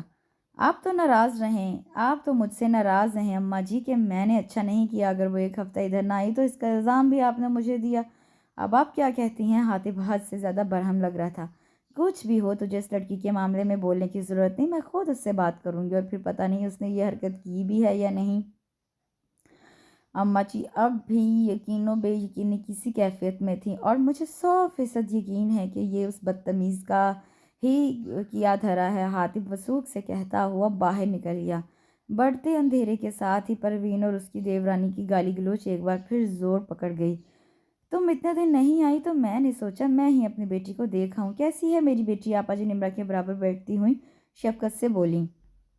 ٹھیک ہوں، انداز روکھا سا تھا۔ میری بیٹی ناراض لگتی ہے، آپا جی نے اس کے نروٹھے پن کو دیکھ کر شہداگین لہجے میں پوچھنے لگی۔ नहीं आपा जी, रूठना, मनाना, ज़िद्दें करना ये सब तो नखरे हैं, और नखरे तो हमेशा अपने उठाते हैं, और मेरे नखरे पूरे करने वाले तो बचपन में ही मुझे छोड़कर चले गए थे। मेरी ज़िद्दें भी अपने साथ ले गए और मैं नखरे करना भी भूल गई। नाराज़ कैसे होते हैं, क्यों होते हैं, कैसे मनाया जाता है, मैं नहीं जानती, और ना ही जानने की ख्वाहिश है, क्योंकि मैं जानती हूँ कि मैं अकेली हूँ, मेरा अपना कोई नहीं, सब गैर हैं, इसलिए नाराज़ भी नहीं होती। और फिर आपसे नाराज़ होने की भला क्या तुक बनती है। निम्रा जो अपना दुख बोल गई थी, अचानक ही बशाशत से बोलती मुस्कुराने लगी, और नर्म दिल आपा जी का दिल मगमूम सा हो गया। अल्लाह की हर काम में मसलियत होती है बेटी, तू अकेली तो नहीं। बहुत से लोग हैं जो तेरी परवाह करते हैं, तुझसे मोहब्बत करते हैं, इसलिए चाहते हैं कि तुझे कोई दुख ना पहुँचे, अनजाने में कोई नुकसान ना कर बैठे। आपा जी अपनायत से गोया थी। आप क्या कहना चाह रही हैं आपा जी, निम्रा ने वजाहत तलब की। मैं पिछली बातों को दोहराना नहीं चाहती बेटी, हाँ एक बात ज़रूर कहूँगी कि तू मेरे लिए निगी जैसी है, और बेटियाँ जब कोई गलत काम करें या ना समझी का मुजाहरा करें तो उन्हें टोकना और समझाना बड़ों का फ़र्ज़ बनता है। बेटियाँ जब गुड़ियों के साथ अपनी सहेलियों के संग शाम तक गलियों में खेलती रहती हैं तो माएँ कभी उन्हें मना नहीं करती, मगर जब उन्हीं गुड़ियों जैसी बेटियों के कद माँ के बराबर पहुँचने लगते हैं और गली में से गुजरने वालों में से हर एक की नज़र उन पर जमने लगती है, तो माएँ उनकी तमाम शरारतें और खेल बंद करवा देती हैं, ऊंच नीच समझाती हैं, और उन्हें चादर चार दीवारी और इज्जत की अहमियत का पहला सबक देती हैं, इसलिए कि बेटियों की तमाम तर जिम्मेदारी माँ पर होती है। अगर बेटी की शिकायत घर आती है तो माँ का सर शर्म से झुक जाता है, और जो बेटियाँ माँ के पहले दर्स को दुपट्टे के पल्लू में बांध लेती हैं, वो कभी कोई ऐसा काम नहीं करती कि उनकी माँ को लोगों की बातें सुनना पड़े या फिर बरादरी वाले बुरा भला कहें, बल्कि अजीज़ रिश्तेदार उसे अपनी धी कहने पर फ़ख्र महसूस करते हैं। आपा जी तजर्बे की रोशनी में कह रही थी, और जिनकी माएँ नहीं होती। मलूल ज़दा लहजे के सवाल में दुख और करब था। खुदा की ख़ास रहमत होती है उनके साथ, अगर खुदा एक सहारे से महरूम करता है तो दूसरे सहारे से नवाज भी देता है, बस कबूल करने की बात है। बहुत से अजीज़ व क़रीब होते हैं जो अपना फ़र्ज़ निभाते हैं, निभाते हुए दानाई की बातें बताते हैं, मगर उनकी बातें और नसीहतें बुरी लगती हैं, शायद इसलिए कि उनका अंदाज़ नागवार और बेजार कुन होता है, समझाने का तरीका गलत होता है, या फिर वक्त गुजर जाने के बाद उन्हें अपना फ़र्ज़ याद आता है और तब उनकी अच्छी और हर जायज़ बात बुरी लगती है। मगर मैं समझती हूँ कि अक्ल और शऊर तो हर इंसान को रब ने दिया है। अपनी इस अक्ल को बरवकार लाते हुए वो इतने मजबूत किरदार बना लेते हैं कि उन्हें किसी की नसीहत, मदद, रहनुमाई और मशवरे की चंदा ज़रूरत नहीं रहती। तुम में या कोई भी इस मौला करीम को मौरद इल्ज़ाम नहीं ठहरा सकते कि उसने यतीम कर दिया था इसलिए कि हम बिगड़ गए। खुदा अपने बंदे के आगे बहुत सी राहें बिछा देता है, ये तो बंदा बशर पर मुनहसर है कि वो अपनी अक्ल और फरासत इस्तेमाल करते हुए कौन सी राह चुनता है, किस रास्ते का इंतखाब करता है जो उसकी ज़िंदगी को सहल और गुलजार बना दे। लेकिन फिर भी कभी कभी अपनी कम फहमी और अनजाने में वो गलत राह अपना लेता है जो इसके लिए उसकी ज़ात के साथ साथ दूसरों को भी नुकसान पहुंचाने का बाइस बनती है, जैसे तुमने अपने बचपने और लाओबालीपन में अजीब सी रविश इख्तियार कर रखी है। आपा जी सर झुकाए बैठी निम्रा का हाथ थामे निहायत ठहरे हुए अंदाज में एक एक लफ्ज़ बोल रही थी। निम्रा जानती थी कि आपा जी क्या कह रही हैं, इसलिए खामोशी से सुनती रही। मेरे सोने रब का शुक्र है, मैंने हर काम बर वक्त किया है, इसलिए मैंने तुझसे बात करनी ज़रूरी समझा। मैं जानती हूँ बेटी के हातिब ने जो किया दुरुस्त नहीं था, मगर ये कहाँ की अक्लमंदी है कि उसे नीचे दिखाने के लिए या सताने के लिए तो खुद को बदनाम कर डाले। अभी तक तो सब लाइल्म है, मगर जब कल सबको मालूम हो जाएगा तो सोचा है क्या होगा। हर ज़बान पर तेरी हरकतों का तज़किरा होगा।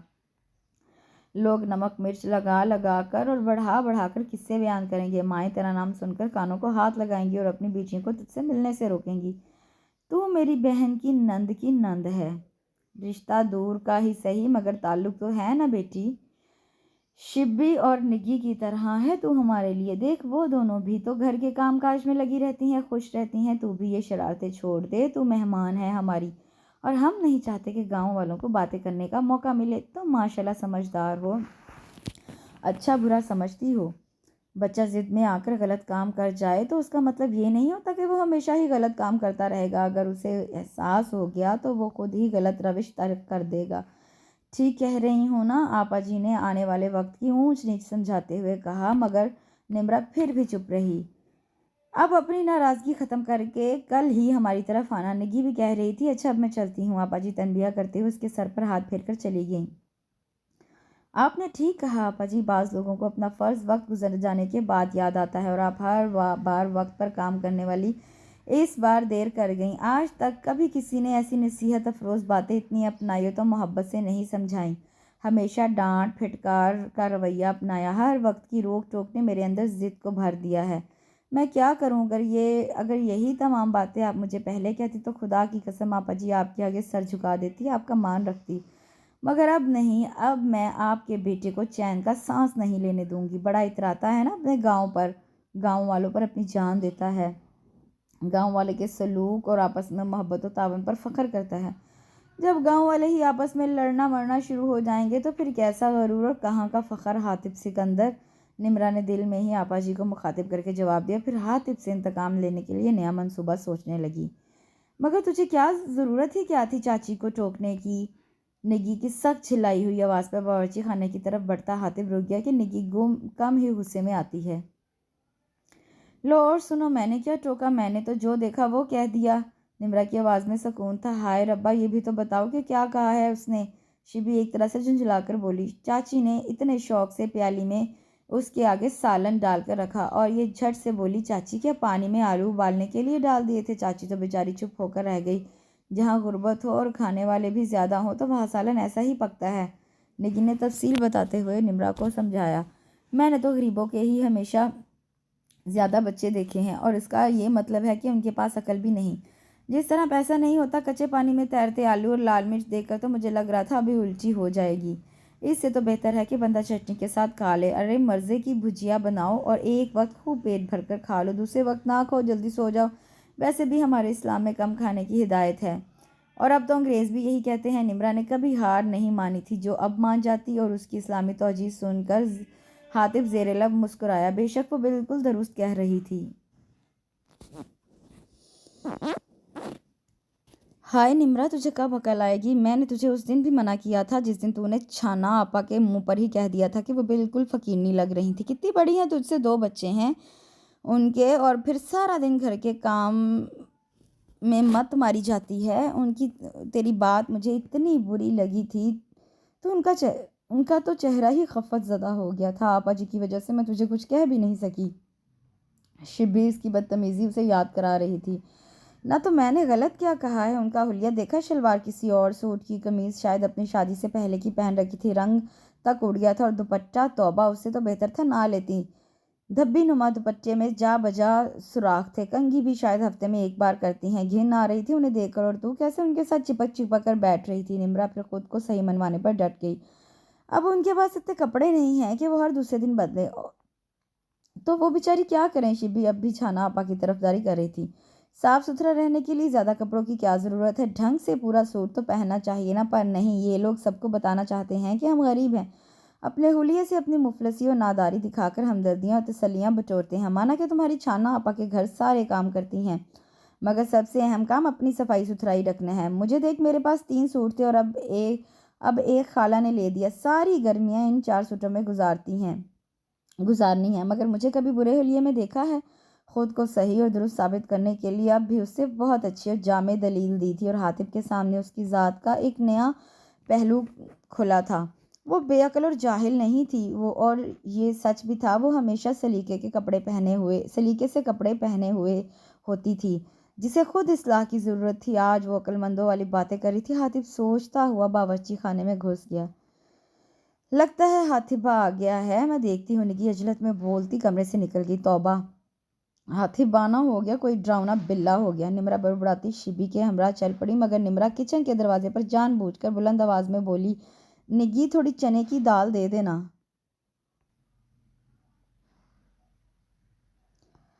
کیا کرنی ہے تو نے؟ شبی حیرت سے پوچھ رہی تھی۔ تجھے نہیں پتا؟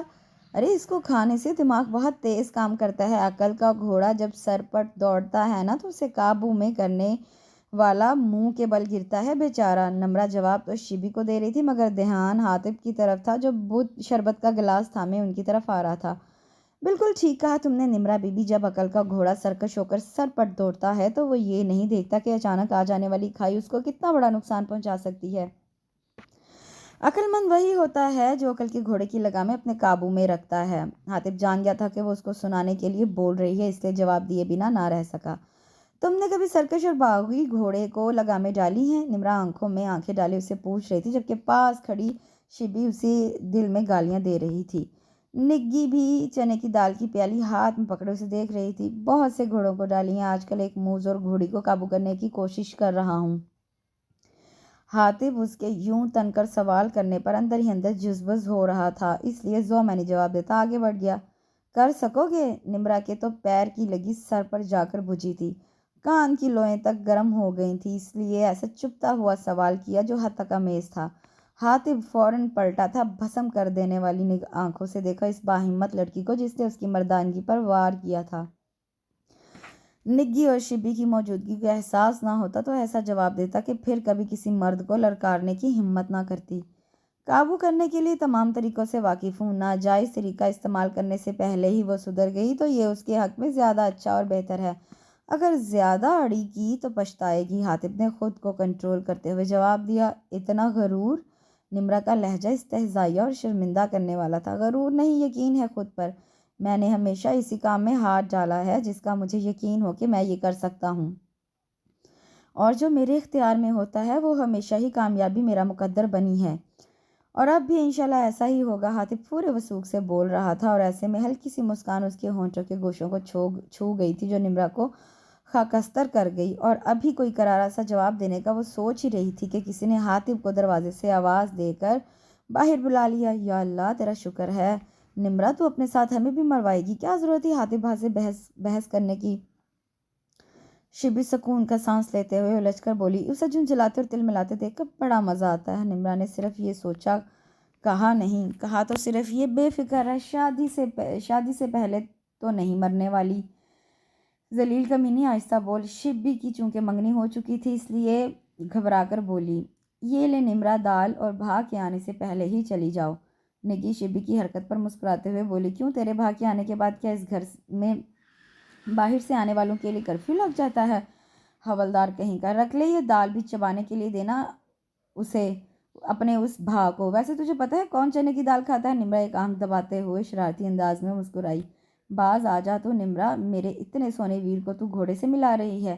نگی نے نمرا کا کان کھینچتے ہوئے کہا، اچھا چل۔ نمرا بھی اس کو ساتھ گھسیٹتی چلی گئی۔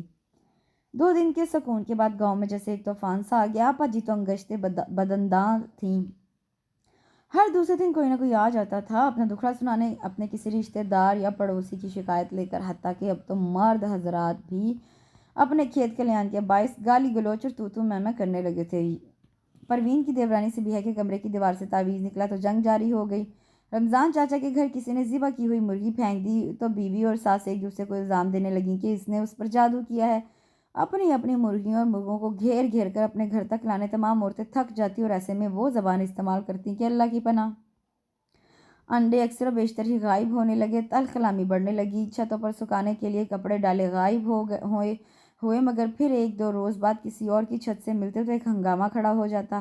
کھیتوں کو پانی لگا کر رات گئے تک واپس آنے والے مرد حضرات کو گھر پر پریشانیاں جھیلنی پڑتی، کبھی کوئی خربوزوں کے چھلکے سے پھسل پڑتا تو کبھی کوئی خود پر اچانک گرنے والے عجیب و غریب دھاگوں پر بوکھلا کر رہ جاتا، اور جب کوئی نحوست بھری آواز میں گندی اور مریل سی بلی ایک پرچھائی کی طرح کسی کے پیچھے چلتی اور ہزار دھمکانے ڈرانے پر بھی پیچھا نہ چھوڑتی تو اس پر کسی آسیب کا شبہ ہونے لگتا۔ ایسے میں خوف زدہ ہونا لازمی تھا، مگر ان دنوں ایک ایسی ہی بات ہوئی جس کا علم خود نمرا کو بھی نہیں ہوا تھا، اور نئی بات یہ تھی کہ نمرا کی خوبصورتی اور شوخیاں لڑکوں کو بیچ موضوع گفتگو بنی تھی۔ بہت سے من چلے تو کمن ڈالنے پر بے قرار و بے تاب تھے، مگر سب صرف سوچ کر رہ جاتے کہ وہ گاؤں کی معتبر ہستی آپا جی کی بہن کی مہمان تھی، اس لیے اب تک کسی کی ہمت نہیں ہوئی تھی، مگر اس میں بھی شاید نمرا کی بے تکلفی کی حدیں پار کر جانے کی عادت کا قصور تھا، چونکہ وہ تمام گھروں میں جاتی تھی اور ہنس ہنس کر گھر کے ہر چھوٹے بڑے فرد سے بے تکان باتیں کرتی تھی، اپنا مطلب نکالنے کے لیے اور اپنی پوزیشن صاف رکھنے کے لیے بھی۔ اس لیے بالخصوص لڑکے سمجھتے کہ وہ ان کی خاطر ان کے گھر آتی ہے، اور یہ التفات حسن و شادابی اور ہنسی کے نقرئی خزانے ان کے نام لگنے والے ہیں۔ کیسی باتیں کرتی ہو آپا، کیسے اسے واپس بھیج دوں؟ اس کا ماں جایا ہے جو ان 3 مہینوں میں ایک بار بھی اپنی سگی بہن کی خیر خبر لینے نہیں آیا۔ زن مرید کہیں کا، اتنا بھی بیوی سے کیا لڑنا، کہہ کر گیا تھا کہ جب میری سالی کا رشتہ ہو جائے گا تب اس کو یہاں سے لے کر آ جاؤں گا۔ خالہ اپنی بڑی بہن آپا جی کے کہنے پر نمرا کو واپس بھیج دیتے ہیں متاسف سی وجہ بتا رہی تھی۔ سالی کے رشتے کا ساتھ نمرا کا کیا تعلق ہے؟ آپا جی حیرت سے گئے ہیں۔ آج سالی بھی تو گھر آئی ہوئی ہے، 5واں بچہ جو ہوا ہے میری نند کے گھر۔ نمرا کے ساتھ تو کبھی اچھا سلوک کیا نہیں، اس لیے نمرا نے بھی مرتبہ خدمت کرنے سے انکار کر دیا تو سالی صاحبہ آگے اور اب وہی سے رشتہ ڈھونڈا جا رہا ہے، مگر جو بھی آتا ہے نمرا کو پسند کر کے چلا جاتا ہے۔ اس لیے میری نند نے یہی حل نکالا کہ اس کو بھی یہاں بھیج دیا جائے۔ دیکھ لو آپا، یہ زمانہ آ گیا ہے کہ جوان بہن بوجھ لگنے لگی ہے۔ یہ بھی تو کر سکتا تھا کہ جو پسند کر گئے تھے نمرا کو وہیں بیاہ دیتا، مگر میری نند بڑی چالاک ہے، تھوڑی بہت جمع پونجی ہوگی وہ اپنی بہن کے بیاہ پر خرچ کرنا چاہ رہی ہوگی۔ خالہ اپنی نند کو اچھی طرح جانتی تھی، ہے بھی تو خوبصورت، دودھ ورگی چٹی، ناک نقشہ بھی برا نہیں، بس لاؤ بالی اور ضدی ہے۔ میں نے اس دن کتنا سمجھایا مگر کوئی اثر نہیں ہوا، سارے گاؤں کا چین برباد ہو گیا۔ ارے ایک عمر تک ہی شرارتیں بھلی لگتی ہیں، ورنہ لوگ کہتے ہیں کہ جوانی سنبھالی نہیں جا رہی۔ میں نے اتنی خود سری اپنی حیاتی میں پہلی بار دیکھی ہے۔ آپا جی کے توصیفی لہجے میں اب ناگواریت آ گئی تھی۔ اس میں اس معصوم بچی کا کیا قصور آپا؟ قصور تو ان حالات کا ہے جس میں وہ پلی بڑی ہے۔ 15 سال کی تھی جب ماں بھی بھابھی کے رحم و کرم پر چھوڑ کر خود اوپر سدھار گئی۔ بھائی تو پہلے ہی لاپرواہ تھا، اب تو بیوی کی مٹھی میں آ گیا۔ بھابھی کے برے سلوک اور تانوں نے نمرا کو ڈھیٹ اور بد زبان بنا دیا۔ بھائی نے نہ کبھی پوچھا نہ ہی کبھی کوئی خرچہ دیا، اور یہ بھی کہ اکڑ والی نے بھی کبھی نہیں مانگا۔ کپڑے سی کر اور کڑھائیاں کر کر کے اپنی ضرورتیں پوری کرتی ہے۔ یہاں آئی تو میں نے منع کر دیا، میرے لیے تو شیبی جیسی ہے، شیبی نہیں کرتی تو میں اس یتیم سے کیوں کرواؤں؟ اس کی 2 روٹیاں مجھ پر بھاری تو نہیں؟ خالہ نمرا کے متعلق بتاتے ہوئے آبدیدہ ہو گئیں۔ بات 2 روٹیوں کی نہیں کبرا، بے شک ساری زندگی یہاں رہے، مگر جو اس نے ادھم اور کھلبلی مچا رکھی ہے بس یہ بند کر دے۔ تجھے حاتب کے غصے کا پتہ ہے؟ ایمی بیگانی لڑکی کو کچھ کہہ بیٹھا تو بڑی مشکلوں سے اسے سمجھا بجھا کر تیرے پاس آئی ہوں، وہ تو بپھرا بیٹھا ہے۔ ویسے یہ نمرا نظر نہیں آ رہی ہے کہاں؟ آپا جی نے اچانک ہی سوال کر ڈالا۔ عطیہ کو دیکھنے کچھ لوگ آ رہے ہیں، اس کی ماں خاص مجھے ہدایت کر کے گئی ہے کہ میں آج کسی بھی طرح نمرا کو ان کے گھر نہ آنے دوں۔ میں نے نمرا کو منع کیا جانے سے تو ناراض ہو کر چھت پر چلی گئی ہے، شبی گئی ہے اسے بلانے۔ خالہ نے جواب دیا، اچھا اب میں چلتی ہوں، تو اپنا خیال رکھنا۔ آپا جی اس بات میں سر ہلاتی اٹھ کھڑی ہوئیں۔ خالہ کبرا کی باتیں بار بار حاتب کے ذہن میں گردش کر رہی تھی۔ وہ تو غیظ و غضب سے عالم میں ایک بپھرے ہوئے شیر کی طرح نمرا کا فیصلہ کرنے خالہ کے پاس آیا تھا، مگر اپنی ماں کی آواز پر باہری رکنے پر مجبور ہو گیا تھا، تبھی وہ نمرا کی حالات زندگی سے آگاہ ہوا۔ حاتب کا خیال تھا کہ والدین کی لاپرواہی بے توجہی سے نمرا بدتمیز، بدلحاظ اور ضدی بنی ہے۔ اصل میں حاتب کی خالہ چند سال پہلے ہی خالو کے انتقال کے بعد یہاں مقیم ہوئی تھی، پہلے اپنی سسرال میں ہی رہتی تھی، اس لیے حاتب کو زیادہ معلومات بھی نہیں تھی، مگر اب سب کچھ جان کر اسے دکھ ہو رہا تھا۔ ہر دم ہنسنے والی اور چٹاک پٹاک جواب دینے والی لڑکی اپنے اندر کتنے غم چھپائے ہوئے تھے۔ اپنی محرومیت تشنگی سے چھٹکارا حاصل کرنے کے لیے اس نے یہ روپ دھار لیا تھا۔ اگر کسی کو اس کی پرواہ نہیں تھی تو اسے بھی کسی کی نہیں۔ اگر کوئی اس کے متعلق نہیں سوچتا تو وہ کیوں سوچے؟ بس اسی ڈگر پر وہ چل رہی تھی۔ حاتب اپنے دل کی دوگلی خواہش پر جھنجھلا کر رہ جاتا تھا کہ کبھی اس کا دل چاہتا کہ تھپڑوں سے اس کا منہ لال کر کے رہ دے، اور کبھی اس کے قرب کے لیے مچلتا، اور اگر کبھی وہ اپنی خواہش کی تکمیل کے لیے کسی بہانے خالہ کے گھر پہنچتا تو اس کی بے باکی اور اکڑ پر پہلی خواہش غالب آ جاتی اور وہ کھولتا ہوا لوٹ آتا۔ لڑکیاں تو نازک آبگینہ ہوتی ہیں، ہمیشہ سلامت اور صاف شفاف رکھنے کے لیے بہت احتیاط کی ضرورت ہوتی ہے۔ ذرا سی بے احتیاطی ہوئی تو شیشے پر واضح دھبا لگ جاتا ہے اور پھر بدصورت نظر آنے لگتا ہے، اور اگر لاپرواہی سے ذرا سی ٹھیس لگ جائے تو کانچ چور چور ہو جاتا ہے، اور کبھی کبھی اسے اکٹھا کرنے میں ہم اپنی ہی انگلیاں لہولہان ہو جاتی ہیں، مگر پھر تو صرف ہم پچھتا ہی سکتے ہیں نا۔ خالہ گمسم سی آہستگی سے بول رہی تھی جبکہ نمرا اور شبی لہسن چھیل رہی تھیں۔ سمجھ آ رہی ہے تم دونوں کو جو میں کہہ رہی ہوں؟ خالہ قدرے سختی سے دونوں کو مشغول دیکھ کر بولی۔ نہیں خالہ، تیری اتنی گاڑی باتیں میری تو بالکل سمجھ میں نہیں آتی۔ نمرا نے اپنے دماغ کی طرف اشارہ کرتے ہوئے کہا۔ آئیں گی بھی کیسے؟ ہر وقت شیطان جو تجھ پہ سوار رہتا ہے، جو تجھ سے الٹے سیدھے کام کرواتا ہے۔ خالہ کا لہجہ سرد تھا۔ اب میں نے کیا کیا ہے خالہ؟ نمرا تجاہل سے بولی۔ تو نے بھا عبداللہ کے پاؤڈر میں خارش کا پاؤڈر نہیں ملایا کیا؟ زہرا کی دیگچیوں اور گلاسوں میں مینڈک رکھ دیے، بھا فخر الدین کے بستر پر پلاسٹک کا سانپ رکھ دیا۔ اگر وہ بیچارہ سانپ کی دہشت سے مر جاتا تو کون ذمہ دار ہوتا؟ اس کی موت کا بول؟ خالہ غصے میں دیکھتی ہوئی بولی۔ ہائے ربا خالہ، یہ تو کوئی انصاف نہ ہوا، ایک آدھ شرارت کر کے میں پھنس گئی، اب تو کہے گی جتنے بچے اغوا ہوتے ہیں وہ میں نے کروائے ہیں، بم دھماکے بھی میری کارستانی ہے، اور کسی کی موت بھی میرے کھاتے میں لکھ دینا۔ حد ہوگی ناانصافی کی۔ نمرا صاف منکر ہو گئی اور خود کو بچانے کے لیے بونگ سی مثالیں دینے لگی۔ دیکھ بیٹی، یہ اچھی بات نہیں ہے کہ بیٹیوں کی شکایتیں گھر میں آئیں یا ان کا نام ہر ایرا غیرہ نتھو خیرا لیتا پھرے۔ خالہ دھیمی آواز میں بول رہی تھی۔ اپنی بیٹی ہوتی تو جوتی استعمال کرنے سے بھی دریغ نہ کرتی، مگر پرائی بیٹی کو سمجھانا کس قدر مشکل ہوتا ہے انہیں آج محسوس ہو رہا تھا۔ آج تک کسی نے میرا نام لیا ہے تیرے سامنے؟ اور یہ جو تم مجھے ایرے غیرے کی بات کر رہی ہو، پتہ ہے مجھے کیا کہنا چاہ رہی ہے تو؟ پر خالہ، کسی کی ہمت نہیں جو میرا نام اپنی زبان پر لائے، زبان کاٹ کے رکھ دوں گی میں اس کی۔ نمرا خطرناک تیوروں کے ساتھ بولی۔ یا اللہ اس بچی کو نیک ہدایت دے، اسے کوئی نقصان نہ پہنچانا میرے مولا۔ خالہ من ہی من میں اس کے لیے دعا گو ہوئی۔ ہائے میں لٹ گئی، برباد ہو گئی۔ امجد کے ابا تو کہاں چلا گیا؟ ہائے میں کیا کروں؟ ارے تو نے اپنے بچوں کا بھی نہ سوچا؟ خیرو کی بیوی بشیرہ سینا کو بھی کرتے ہوئے دہائی دے رہی تھی، گاؤں کی عورتیں سے دلاسی دے رہی تھی، مرد بھی جمع ہو گئے تھے اور اب آپس میں خیرو کے یوں اچانک غائب ہو جانے پر تبادلہ خیال کر رہے تھے۔ حوصلہ کر بشیرہ، آ جائے گا خیرو واپس۔ آپا جی نے تسلی دیتے ہوئے، کیسے حوصلہ کروں آپا جی؟ آپ کو تو پتہ ہے آج کل کھیتوں کی راکھی کے لیے ڈیرے پر سوتا ہے۔ صبح جب میں روٹی لے کر گئی تو چارپائی خالی تھی۔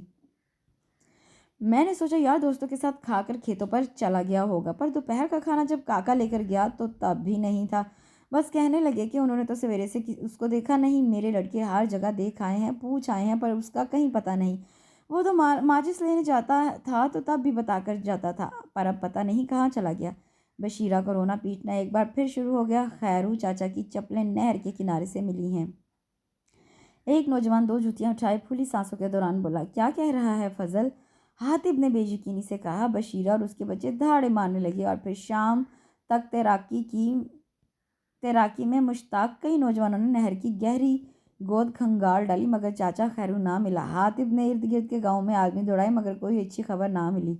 رات کے پھیلتے گھور اندھیرے کے ساتھ ہی سب کی امیدیں دم توڑ گئیں۔ بشیرہ اور اس کے بچوں کو مایوسی نے گھیر لیا، مگر پھر بھی ایک آس، ایک امید تھی۔ حاتب کا خیال تھا اگر خیرو چاچا ایک آدھ دن میں واپس نہ آئے تو یقیناً وہ نشے کی حالت میں گر گیا ہوگا اور برسات کے باعث نہر کا چڑھا ہوا پانی اسے بہا کر کہیں دور لے گیا ہوگا۔ مگر دوسری شام خیرو چاچا نشے میں دھت چلا آیا نہیں بلکہ لایا گیا، اور لایا بھی چوتھے گاؤں کے ایک مولوی۔ سوء اتفاق پہلا ملنے والا شخص حاتب تھا۔ اپنی بائیک سے اتر کر فوراً ان کی طرف لپکا۔ دیکھ لے چاچا، اس لعنت نے تجھے اتنا عقل و خرد سے بیگانہ کر دیا ہے کہ تو اپنے گھر کا راستہ بھی بھول گیا۔ تیرے گھر والوں پر کیا گزری تجھے کیا پتا؟ حاتب مولوی صاحب کا شکریہ ادا کرنے کے بعد خیرو چاچا کو سنبھالتے ہوئے غصے سے دھاڑا۔ بہت اچھی گزری، سرور ہی سرور میری بیٹی، تو خوش رہ خوش رہ۔ خیرو چاچا بدمست ہاتھی کی طرح ادھر ادھر ڈولتا اپنی بول رہا تھا۔ اس گاؤں میں کون سی بیٹی تجھے مل گئی چاچا؟ حاتب نے اچنبھے سے پوچھا۔ نمرا۔ نمرا کہاں ملی تجھے چاچا؟ حاتب نے بری طرح چونکتے ہوئے پوچھا۔ اس نے ہی تو پیسے دیے بہت سے افیم کے لیے۔ خوش رہ وہ، اور خیرو چاچا بڑبڑاتا ٹھس ہو گیا۔ نمرا، آج تجھے میرے ہاتھوں سے کوئی نہیں بچا سکتا۔ سب روتے پیٹتے رہے، پریشان اور فکر مند تھے، اور تو مزے سے سب دیکھتی رہی۔ حاتب خیرو چاچا کو ڈیرے کی طرف لے گیا، جاتے ہوئے غصے میں ابل رہا تھا۔ سیدھا گھر اس لیے نہیں لے کے گیا کہیں چاچا مدہوشی میں نمرا کا نام ہی نہ لے دے۔ آخر کو تھی تو وہ ان کی مہمان۔ حاتب جو ایک طوفان کی طرح اندر داخل ہوا، مہمانوں کو دیکھ کر وہیں جم گیا، پہچان گیا کہ یہ شبی کے سسرال والے تھے۔ فوراً اپنے تنے ہوئے اعصاب کو نارمل کیا اور خوشگواریت کا جامہ اوڑھ کر آگے بڑھا۔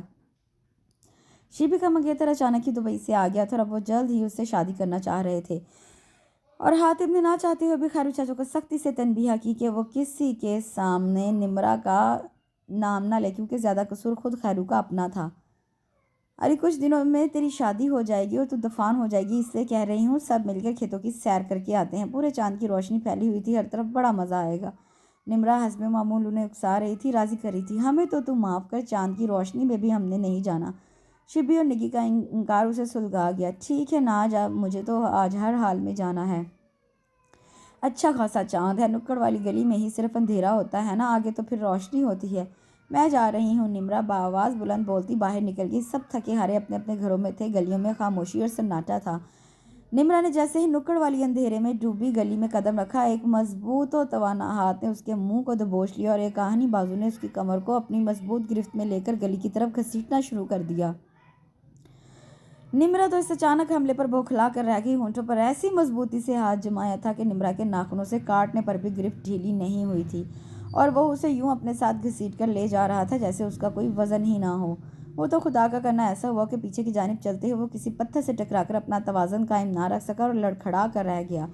سہارا لینے کے لیے اس نے دیوار کو تھاما اور نمرا نے دوڑ لگا دی اور پھر اس نے پیچھے مڑ کر نہیں دیکھا کہ کون کھڑا مسکرا رہا تھا۔ شبی کی مہندی تھی، صحن عورتوں سے بھرا پڑا ہوا تھا، ساری ذمہ داری حاطب کی تھی، اس لیے آتے جاتے کوئی نہ کوئی کام کرتی نمرا پر نظر پڑتی تو اس کی سنجیدگی اور خاموشی دیکھ کر ٹھٹک جاتا۔ کیا بکواس کر رہا ہے تو؟ وہ ہماری مہمان ہے، حاطب نے دوسرے گاؤں سے آئے اپنے دوست کو جھڑک دیا۔ مہمان ہے تو کیا ہوا، یہ پارسائی اور نیک خیالت تجھے ہی مبارک ہو۔ تو کیا سمجھتا ہے جتنی معصوم یہ نظر آ رہی ہے اتنی ہی پارسا اور شریف ہے؟ مجھے خود ماجد نے بتایا کہ اس کا چکر چل رہا ہے تیری اس مہمان کے ساتھ، ثبوت وہ اس کے گلے میں بڑی زنجیر ہے، اور جب ایک لڑکی تحفہ قبول کرتی ہے تو بدلے میں دینے والا بھی تو کچھ وصول کرتا ہے نا۔ حاطب کا دوست خباثت اور معنی خیزی سے بولتا حاطب کو شرمندگی کے پاتال میں گراتا گیا۔ سارے جسم کا خون چہرے پر جمع ہوتا محسوس ہوا، جبڑا سخت ہو گیا تو ماتھے کی رگیں اور اپنے اندر اٹھتے طوفان کو قابو کرتا شبی کے پاس جا پہنچا۔ متلاشی نگاہیں عورتوں کے ہجوم میں نمرا کو ڈھونڈ رہی تھی مگر وہ کہیں نہیں تھی۔ اچانک اسے چھت پر ایک آنچل لہراتا نظر آیا تو سہولت سے قدم اٹھاتا سیڑھیاں چڑھنے لگا۔ نمرا کینڈل تھامے دوسرے گھر کی دیوار پھلانگ کر اب تیسرے گھر کی چھت پر بنے ایک کمرے کا تالا کھول رہی تھی۔ شبی کی شادی کے سلسلے میں خالہ نے کافی سامان یہاں رکھوایا تھا۔ حاطب جب اندر آیا تو وہ چادریں نکال کر ایک طرف رکھ رہی تھی۔ کمرے میں گندم اور چاول کی بوریوں کے علاوہ دوسری بیکار چیزیں رکھی ہوئی تھیں۔ کون ہے؟ آہٹ پر خوفزدہ آواز میں پوچھا، مگر حاطب کو دیکھ کر تسلی بھرا سانس لے کر دوبارہ اپنا کام کرنے لگی، مگر حرکت کرتے ہاتھ اس وقت ساکن ہو گئے جب سماعت سے دروازہ بند ہونے کی آواز ٹکرائی۔ کیا کام ہے؟ کیا لینا ہے؟ نمرا نے کرختگی سے پوچھا۔ جو تو دے گی، حاطب کے ضمنی جواب سے ایک خوف کی لہر اسے اپنی ریڑھ کی ہڈی میں سنسناتی محسوس ہوئی، دل رکتا محسوس ہوا۔ تو ایسا نہیں ہو سکتا حاطب، کیا مطلب ہے تیرا؟ اور تو نے کیوں بند کیا دروازہ؟ دل کانپ رہا تھا مگر پھر بھی شیرنی کی طرح گھررائی۔ مطلب تو اچھی طرح سمجھتی ہے، اور یہ دروازہ تب کھلے گا جب میں چاہوں گا۔ حاطب کا یہ بدلہ روپ اس کے حواس مختل کر رہا تھا۔ تیرے گلے میں پڑی یہ زنجیر بڑی خوبصورت ہے، کہاں سے لی ہے؟ حاطب اس کے سوال کو نظر انداز کر کے بولا۔ تجھے اس سے مطلب؟ ہٹ آگے سے، مجھے جانا ہے۔ نمرا کو اس کا بے تکا سوال تپ آ گیا۔ میرے پاس اس سے بھی زیادہ خوبصورت سونے کی زنجیر ہے، تجھے دے سکتا ہوں، پر بدلے میں تم مجھے کیا دے گی؟ حاطب نے ہاتھ میں زنجیر گھماتے ہوئے اسے سر سے پاؤں تک دیکھ ڈالا۔ حاطب کے بڑھتے قدم دیکھ کر وہ لرز کر رہ گئی۔ حاطب بند کرو بکواس، دروازہ کھول دے ورنہ میں چیخ چیخ کر لوگوں کو اکٹھا کر لوں گی، نمرا ہراساں ہو کر چلائی۔ اس وقت بھی چلائی تھی کیا جب ماجد نے یہ زنجیر تجھے پہنائی تھی؟ حاطب کا کہا گیا جملہ نمرا کے لیے ایک تھپڑ تھا۔ کیوں؟ وہ کیوں پہنائے گا مجھے؟ خریدی ہے میں نے اس سے، نمرا لرزتی ہوئی آواز میں بولی۔ اچھا؟ حاطب کا انداز ذلیل کرنے والا تھا، چہرے سے بے یقینی عیاں تھی۔ ہاں، آدھے پیسے دینے ہیں میں نے ابھی، اور میں نے کوئی اس سے یہ چھپ کر نہیں لی، شبی کے سامنے لی تھی۔ نمرا کے انداز میں سچائی تھی، اور یہی سب کچھ شبی نے حاطب کو بتایا تھا۔ کوئی تو تعلق ہوگا تیرا اس کے ساتھ جو اس نے یہ تحفہ آدھی قیمت پہ تجھے دے دیا۔ میں ایک پیسہ بھی نہیں مانگتا، بس تعلق بنا لے، حاطب نے کہتے ہوئے زنجیر اس کی طرف اچھال دی۔ نمرا ایک جھٹکے سے پیچھے ہٹی تھی جیسے بچھو سے ڈنگ مارنے لگا ہو۔ ذلت و تذلیل کے احساس نے اس کی آنکھیں پانیوں سے بھر دیں، حلق اور ہونٹ خشک ہو گئے۔ اف، کیا سب اسے ایسا ہی سمجھتے ہیں؟ کیا اس کی پاک دامنی اور پارسائی کی گواہی کوئی نہیں دے گا؟ اسے کسی گواہی کی ضرورت نہیں تھی کیونکہ اس کا ضمیر مطمئن تھا، اس لیے چلا اٹھی۔ دیکھو حاطب، تو غلطی کر رہا ہے، میں ایسی ویسی لڑکی نہیں ہوں، آگے مت آ، میں کچھ کر بیٹھوں گی۔ نمرا ڈرتی لرزتی خوف زدہ سی پیچھے ہٹتی ہوئی چیخ رہی تھی مگر حاطب اپنے خطرناک ارادے سمیت آگے بڑھتا گیا۔ رک جا حاطب، میں نے تو کوئی شرارت نہیں کی، پھر یہ کیوں کر رہا ہے؟ آگے مت آنا، میں مانتی ہوں سارے غلط سلط کام میں نے کیے مگر صرف تجھے ستانے کے لیے۔ میں شبی کی شادی کے فوراً بعد یہاں سے چلی جاؤں گی۔ رب دی سو، میں نے یہ زنجیر خریدی ہے، میں نے کبھی کوئی ایسا گندا کام نہیں کیا، میں بدکردار لڑکی نہیں ہوں، مجھے ہاتھ مت لگانا۔ تو جو کوئی اور سزا دے گا میں مان لوں گی، مجھے معاف کر دے، مجھے ہاتھ مت لگانا۔ وہ ہذیانی انداز میں چلاتی دیوار کے ساتھ رکھے کونے میں جا گھسی اور حاطب کے بالکل قریب آنے پر چہرہ ہاتھوں میں چھپا کر جنونی انداز میں چیخنے لگی۔ شادی کرے گی مجھ سے؟ حاطب نہایت سکون سے بولا اور اس کی چیخیں یکلخت دم توڑ گئیں، مگر پھر بھی خوف سے کانپتی رہی، چہرہ بدستور ڈھانپ رکھا تھا۔ کیا پوچھ رہا ہوں؟ شادی کرے گی مجھ سے؟ حاطب گمبھیر لہجے میں دوبارہ پوچھ رہا تھا۔ نمرا کے اس طرح چیخنے چلانے اور آنسوؤں نے اس کے سچا ہونے کی گواہی دے دی۔ اس وقت حاتب کے دل میں بے شمار چھینٹے پڑے تھے۔ اس نے ہاتھ ہٹایا اور نم آنکھوں میں بے یقینی سے موئے سامنے کھڑے شخص کو دیکھا جس کے چہرے پر مسکراہٹ اور اپنائیت تھی۔ پہلے پیچھے ہو، بھیگی ہوئی آواز میں کہا اور حاتب مسکراتا ہوا دور جا کھڑا ہوا۔ یہ بات تو رام سے بھی پوچھ سکتا تھا، اتنا ڈرامہ کرنے کی کیا ضرورت تھی؟ جان نکال دی میری، نمرا آنسو پوچھتی دھیمی آواز میں بولی۔ بس یقین کر لینا چاہتا تھا کہ تیرے دل کا کاغذ اب تک کوڑا ہی ہے یا اس پر ماجد کا نام لکھا جا چکا ہے۔ حاتب صاف گوئی سے بولتا ہوا ہنس پڑا۔ کہا نا میرا کوئی تعلق نہیں اس کے ساتھ، نمرا چیخی۔ پھر اس کی ہمت کیسے ہوئی تجھے یہ زنجیر دینے کی، اور کیوں وہ اپنے دوستوں کو تیرے متعلق بتاتا پھر رہا ہے؟ حاتب کا لہجہ پھر سرد ہو گیا تھا، چہرہ سنجیدہ تھا۔ میری ہی غلطی ہے، مجھے اس سے باتیں نہیں کرنی چاہیے تھی، مگر وہ کیا کہتا پھرتا ہے مجھے اس کی پرواہ نہیں، کیونکہ وہ سب جھوٹ ہے۔ نمرا اب تک وہیں کھڑی سر جھکائے بول رہی تھی۔ تجھے پرواہ ہونی چاہیے کیونکہ ان جھوٹی افواہوں میں تیری ذات ملوث ہو رہی ہے، یہ باتیں بدنامی کا باعث بنتی ہیں۔ مت ٹھیک کہتی ہیں کہ لڑکیوں کو اپنے خاندان کے لڑکوں سے ضرورت سے زیادہ بات نہیں کرنی چاہیے، کیونکہ تم صرف اپنی نیت جانتی ہو، ان کی نہیں۔ وہ تم لوگوں کے متعلق کیسے جذبات رکھتے ہیں اس کا علم تم لوگوں کو نہیں ہو سکتا۔ دیکھ لیا نتیجہ اپنی بے تکلفی اور حد پار کرنے کا، حاتب کرختگی سے بولا۔ اور وہاں ایک بار پھر نہریں بہنا شروع ہو گئی تھی۔ حاتب دھیرے دھیرے اس کے قریب پہنچا۔ بس اب چک کر، عقل تو آئی، چاہے دیر سے ہی صحیح۔ بڑوں کی باتیں بہت سبق آموز ہوتی ہیں، بیوقوف ضد میں آ کر بھی ایسا کوئی کام نہیں کرنا چاہیے جس میں نقصان ہی نقصان ہو۔ سب سے پہلے اپنی ذات کو محفوظ کرنا چاہیے، خاص کر لڑکیوں کو بہت محتاط رویہ اپنانا چاہیے۔ جانتی ہے آسمان پر چمکنے والے ستارے ہمیں کیوں دلکش اور خوبصورت لگتے ہیں؟ کیونکہ وہ ہم سے بہت دور ہیں۔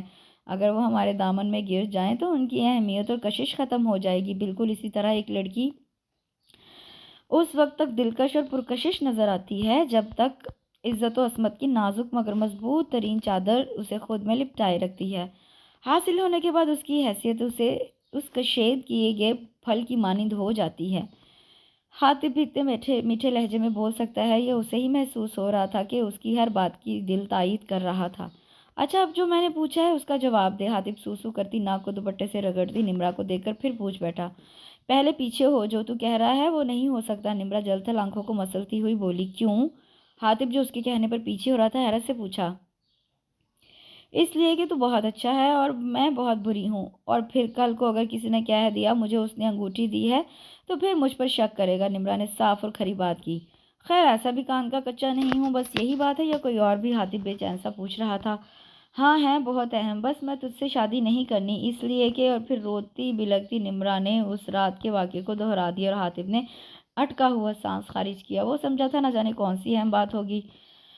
اپنی بیوقوفی اور نادانیوں کی سزا بھگت رہی ہوں۔ تو بڑا سیانہ ہے نا، پھر کیوں نقصان والا سودا کر رہا ہے؟ اچھی اور بری زمین کی تجھے پرکھ ہے نا، جسے تو ملکیت بنانے جا رہا ہے۔ اس میں بدنامی اور رسوائیوں کے بیج پڑ گئے ہیں اور پتہ نہیں کتنے پڑنے والے ہیں، اور اگر یہ پھوٹ پڑے تو بھی بدنامی اور رسوائی کی لپیٹ میں آ جائے گا۔ میں تیرے قابل نہیں ہوں، مت کھا مجھ پر ترس، بہت مہنگی پڑے گی تجھے یہ ہمدردی۔ نمرا متورم آنکھوں سے حسرت و آس لیے اسے دیکھ کر بولی۔ یہ خیال اپنے دل سے نکال دے کہ میں تجھ پر ترس کھا رہا ہوں، پسند کرتا ہوں میں تجھے۔ اچھا بتا، اگر وہ آدمی تیرے سامنے آ جائے تو کیا کرے گی؟ حاتب ایک فیصلہ کر کے اعتماد سے بولا۔ میں اس کا منہ نوچ ڈالوں گی اسے۔ نمرا بھوکی شیرنی کی طرح گھررائی۔ تو نوچ لے پھر، تیرا مجرم سامنے کھڑا ہے۔ حاتب اس کے مقابل کھڑا ہو کر بولا۔ کیا تو نے ایسا کیا؟ کیوں تو کیا تو نے ایسا؟ بول، بڑا نیک شریف بنا پھرتا ہے۔ نمرا پر تو حیرت کا پہاڑ گر پڑا، وہ چیخنے لگی۔ شرم نہ آئی تجھے ایسا کرتے ہوئے؟ میں آپا جی کو بتاؤں گی، مجھے تیری شکل بھی نہیں دیکھنی۔ ذلیل! نمرا بس اتنا ہی کہہ پائی تھی کہ حاتب نے اس کے منہ پر اپنا مضبوط ہاتھ رکھ دیا اور پھر نرم مگر گرجدار آواز میں بولا۔ تو کیا کرتا میں؟ کسی بات کا تجھ پر اثر ہوتا جو نہیں تھا؟ اماں جی اور خالہ کی باتیں تو سنی انسنی کر دیتی تھی، سکی سہیلیوں کی باتیں ہنس کر اڑا دیتی۔ میرے غصے سے بھی تو نہیں ڈرتی تھی، اور جو میں نے کیا تیرے ہی عزت اور بھلے کے لیے کیا، اور مجھے کوئی شرمندگی نہیں، کیونکہ اس کے بعد ہی تو سدھری تھی، تجھے پتہ چلا تھا کہ عزت کیا ہوتی ہے۔ ٹھیک کہہ رہا ہوں نا؟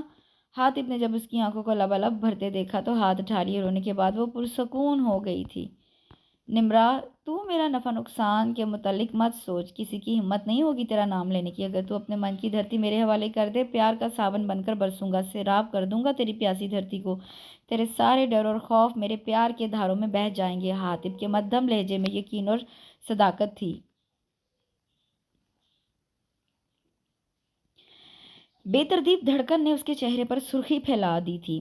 जवाब तो दे। हातिब उस बेबाक और निडर निम्रा को इस रूप में देखकर लुत्फ अंदोज होते हुए बोला, अगर तू इतना ही इसरार कर रहा है तो जा लिख ले मेरी जिंद अपने नाम। निम्रा की शोखी ऊद आई।